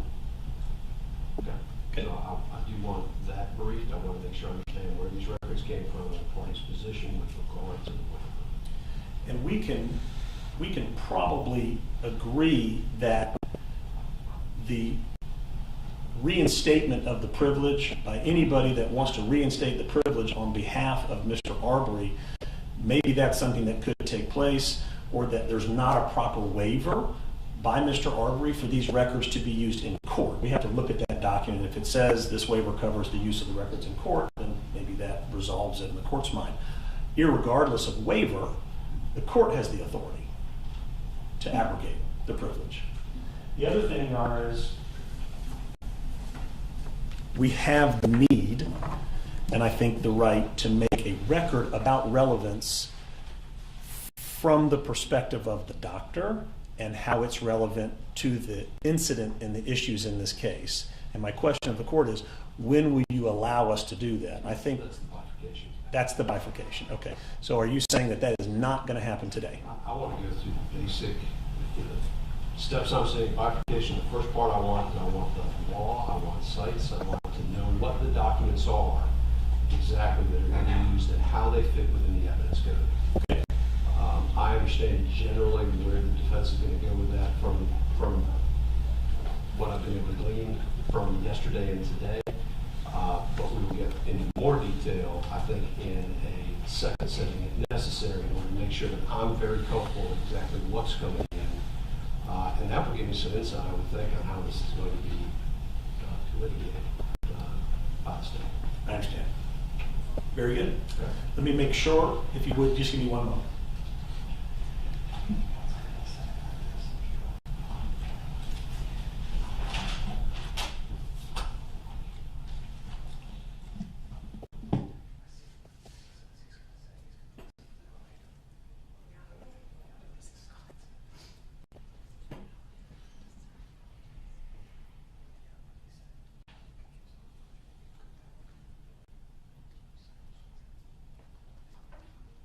Okay, we all concur, we respect what the court is asking for.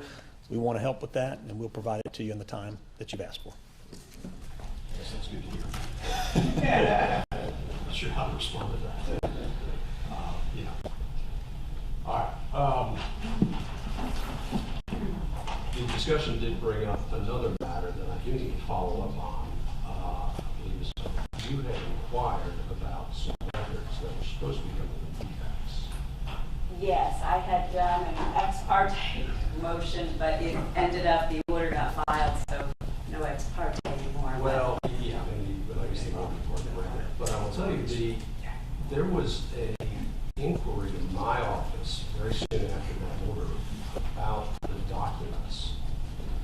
And I need to look back and see if there's any, just follow back up on it. I have not seen those documents. Well, Mr. Chamberlain, and I'll find the email, he'll give me the date of when he dropped them off in Chatham County. And, Just generally in Chatham County? no, to your chambers is what I understood. I can check with Ms. Carney. I can find out who exactly he left them with, but he did comply with your order and the date and the order, and then contacted me and indicated, just gave me, I think, the amount, the size that he thought it was, and that he had complied with the order, and that's where we were. All right, well, maybe simply a question of them being placed in a special place somewhere in chambers, and I just have not seen them yet, so I didn't find them. All right. It didn't occur to me until you inquired about it, and so I'll just have to look at those, but I'll follow back up. All right. Let's go ahead then and address, Mr. Shepard, you had one additional 404B witness. He does. He just stepped out to let our expert, who's been here for 2 days, go, so she can get on the road. But we have the officer here who's prepared to report. We can go get him and tell him. We'll go ahead and address that. That's not true. And, Your Honor, I have found the email, just so that you're aware. It says January 15th, 2021 at 10:14 a.m. Record has been transmitted to the court. So I will follow up with him and I'll see if I can answer that this morning, but we may have to follow back up.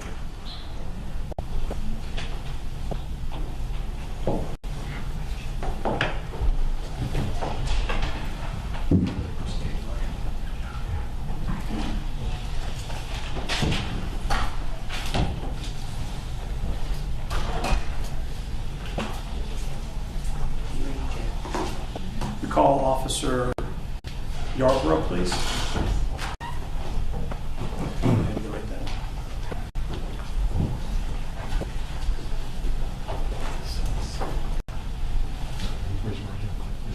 Do you solemnly swear affirm the testimony you shall give the court shall be the truth, the whole truth, and nothing but the truth, so help you God? I do.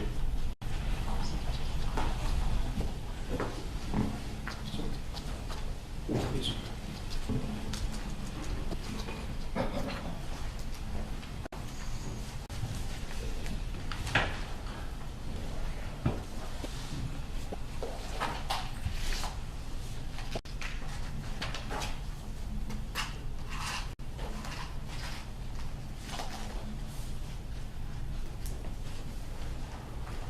Morning, sir. Officer Yarborough, where do you work? Burke County Sheriff's Office. How long have you worked there? Approximately 4 years. 4 years. Yes, sir. Okay. I've asked you to come here today to talk about an arrest that you made of Mr. Ahmaud Arbery. You understand that? Yes, sir. Okay. Do you recall that arrest? I do. Okay. When was that? October 23rd, 2018. Okay. I really want to whittle down to what the issue was that day, what your observations were of Mr. Arbery that day, and then I think we can kind of move on. Okay? All right. Do you recall what it was that brought you to make the arrest? Yes, sir. What happened? The initial call, I got dispatched to possible trespassing with possible drug activity in an abandoned trailer. I made, upon arrival, spoke to the complainant, confirmed with her where Who was the complainant? Sir? Who was the complainant? Miss Jackson. And who is Miss Jackson in relation to this incident? She was later identified as one of the two juveniles that was on scene as his mother. Okay, so she called the police? Yes, sir. Okay. What happened next? I confirmed with her what trailer it was. I walked to the rear of the trailer. There's an open door. I could hear voices. And What did you hear in terms of voices? I heard people laughing and cutting up. Okay. What did you do? I also detected smelled the odor of marijuana emitting from the trailer. Okay. I did notify dispatch, and she held the net as I made entry through the rear door by myself. She held the what? The radio traffic, Okay. solely for me. I see. Made entry through the rear door. I saw one subject turn to look at me. I advised to let me see their hands. From there, they took flight out the front door. Okay, let me stop you. Was that subject Mr. Arbery? Yes, sir. Did he make eye contact with you?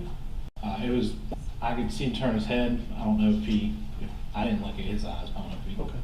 What were you wearing that day? I was wearing a short sleeve Class A uniform. Does that have any kind of identifying marks on it that you're the police? Yes, sir. Shoulder patches on each side, badge, and then collar brass as well. Okay. Once you said, "Show me your hands," what happened? I heard some shuffling and saw a light from the front door and noticed that they had all ran out the front door. You said they. How many are they? I did not see. I saw Mr. Arbery first, and then as I exited the rear of the trailer, I notified dispatch I was in foot pursuit. I then observed 3 total males running down Persimmon Drive. Okay. Did you identify yourself as an officer? I did as I was running. What did you say? I said, "Stop, police." Did Mr. Arbery stop? No, sir. Okay. What happened next as it relates to Mr. Arbery? I detained one subject. At that time, Deputy Clark came to assist me. He heard the radio traffic. He advised on the radio he had 2 black males walking back towards the incident location, and I advised him over the radio to detain them. Did Mr. Arbery immediately comply with detention? No, sir. In what way? It took multiple commands for them to get down on the ground, face down, so we could place handcuffs on them. What were you doing when you told him multiple times to get down on the ground? The other subject, Mr. Harrington, I believe was his name, I had unholstered my taser and activated it and pointed at Mr. Harrington and was giving him commands while Deputy Clark was commanding Mr. Arbery to get down. And with your tasers and Deputy Clark's tasers pointed at the 2 individuals, one being Mr. Arbery, did they immediately comply? Not at the very first command, no, sir. How many commands did it take? I'm not sure. Can you guess? Multiple. Okay. About 2 or 3. All right. Did you notice anything about Mr. Arbery in terms of the way he was behaving or speaking to you during the course of commanding him to get on the ground? I did not hear really what was said between Mr. Arbery and Deputy Clark. Okay. I was focused on Mr. Harrington. Okay. Have you reviewed your body cam footage from that day? Yes, sir. And in reviewing your body cam footage, did it help you to remember what Mr. Arbery was saying during that time or how he was behaving? Yes, sir. And how was he behaving? He advised, I could hear that he was telling Deputy Clark not to touch him multiple times. He was getting irate. Getting irate. Okay. What about when he was being taken down to the ground? How was he behaving? He got down on the ground himself. He laid face down, then put his hands behind his back. I handcuffed Mr. Harrington, and then Deputy Clark advised Mr. Arbery to keep his hands behind his back, and he was placed in or detained from there. And was Mr. Arbery irate at that point in time? I don't remember. what he said at that time. I was more focused on Mr. Harrington. Was he quiet? Was he belligerent? Was he any other way that you could observe? After reviewing the body cam, he was loud. Okay.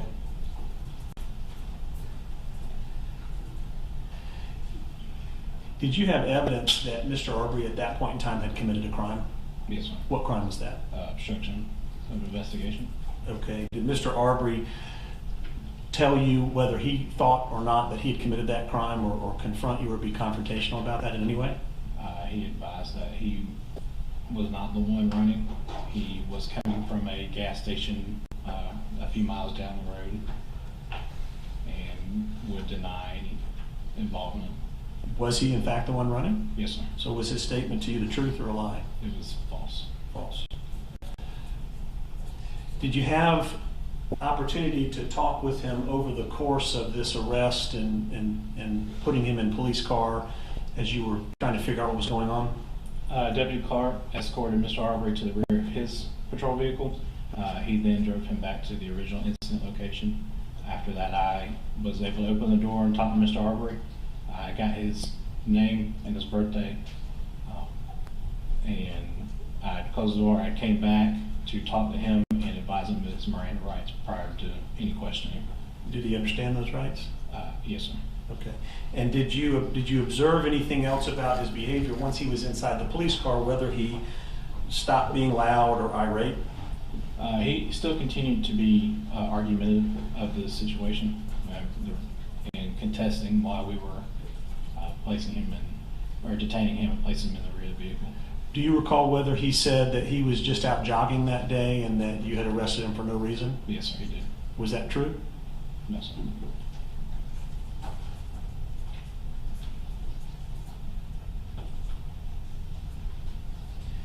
Did you ever find any marijuana in the trailer, or anybody on the unit ever find any marijuana? No, sir. Okay. Was he charged with any kind of possession of marijuana? No, sir.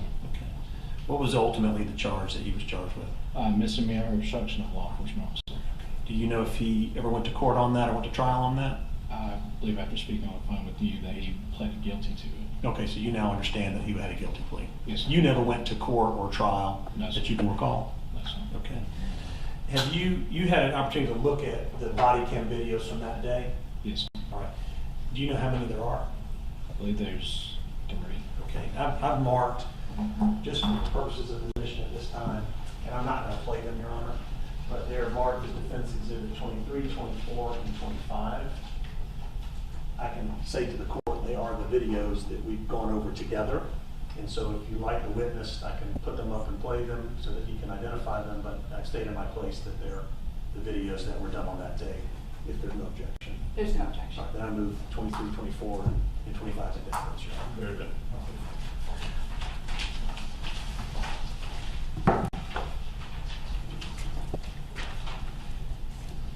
I just want to be clear on the record, these are his body cam videos. They're not Clark's body cam videos. So they are his body cam and another officer's body cam, but I'd be admitting them because they fairly and accurately depict what happened on the day where he was present. If you want the other body cam, Sorry?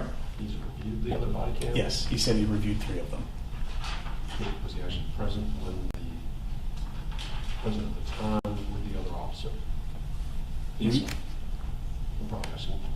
For the purposes of this hearing, no objection to all 3, with the caveat, of course, that 2 of them are his and 1 of them is another officer who did not testify. So,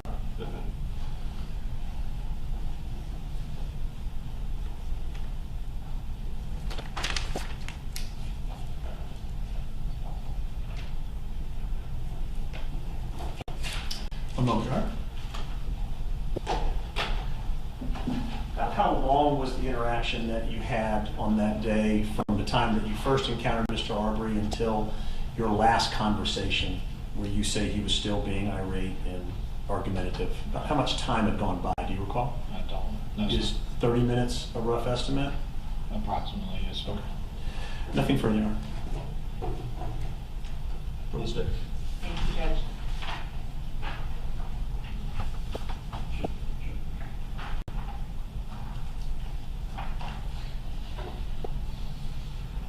Deputy? Yes, ma'am. Okay. So misdemeanor obstruction, is that what he was charged with? Yes, ma'am.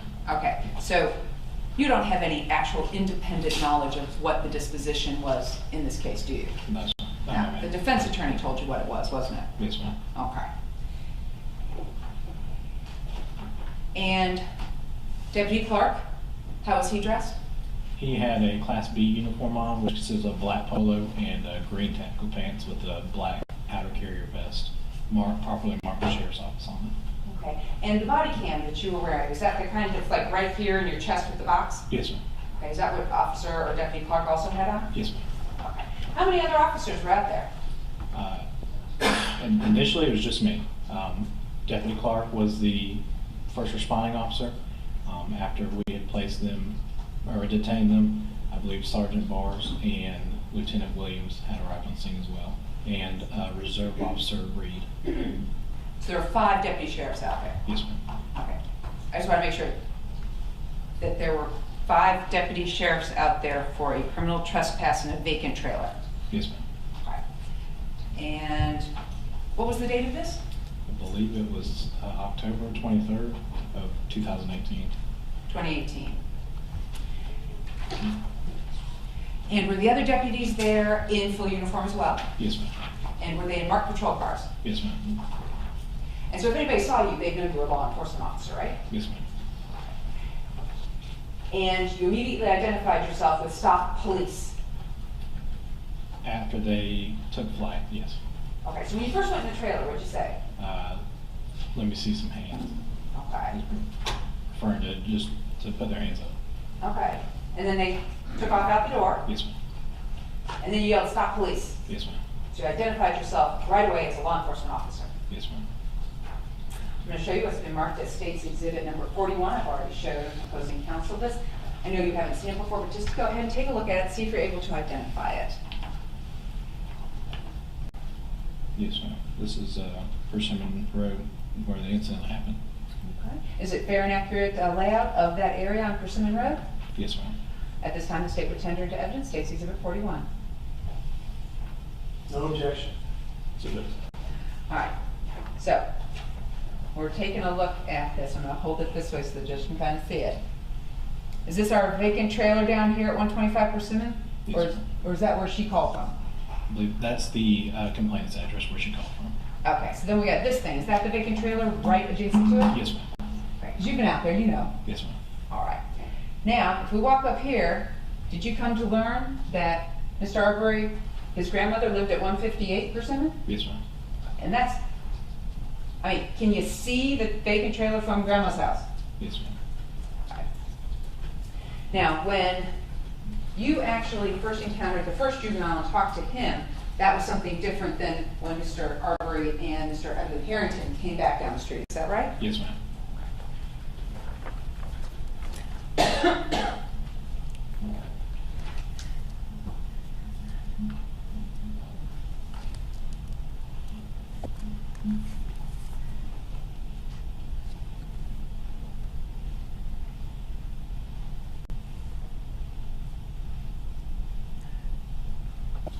I'll go ahead and pass the witness. Thank you. Yes, ma'am. Just briefly, Go ahead. do you remember how old Mr. Arbery was on October 23rd, 2018? 24. Okay, thank you. Nothing further. And you released. Shepard, have you released? Yes, Your Honor, thank you. You said that you are released. Thank you, Deputy. I don't have any further witnesses on the floor. We'll close the evidence in the forum. Sounds right. Your Honor, with the possible exception, if I may, with information that may be present in those defects records when they come available. Hopefully I will get some idea of what may be going on with that before we all depart today. Very good, thank you. So we would ask that the record be left open in the event that we need to present those and add those in as well. Yeah, I'm open to that. Let's just do it. Just want to keep track of what we have. But let's do this. It's closed. Go where the issue. Just move to reopen, referencing defects, unless there's some significant objection to doing that. Then I'll probably I'll go ahead and allow that based on the court's review. Thank you.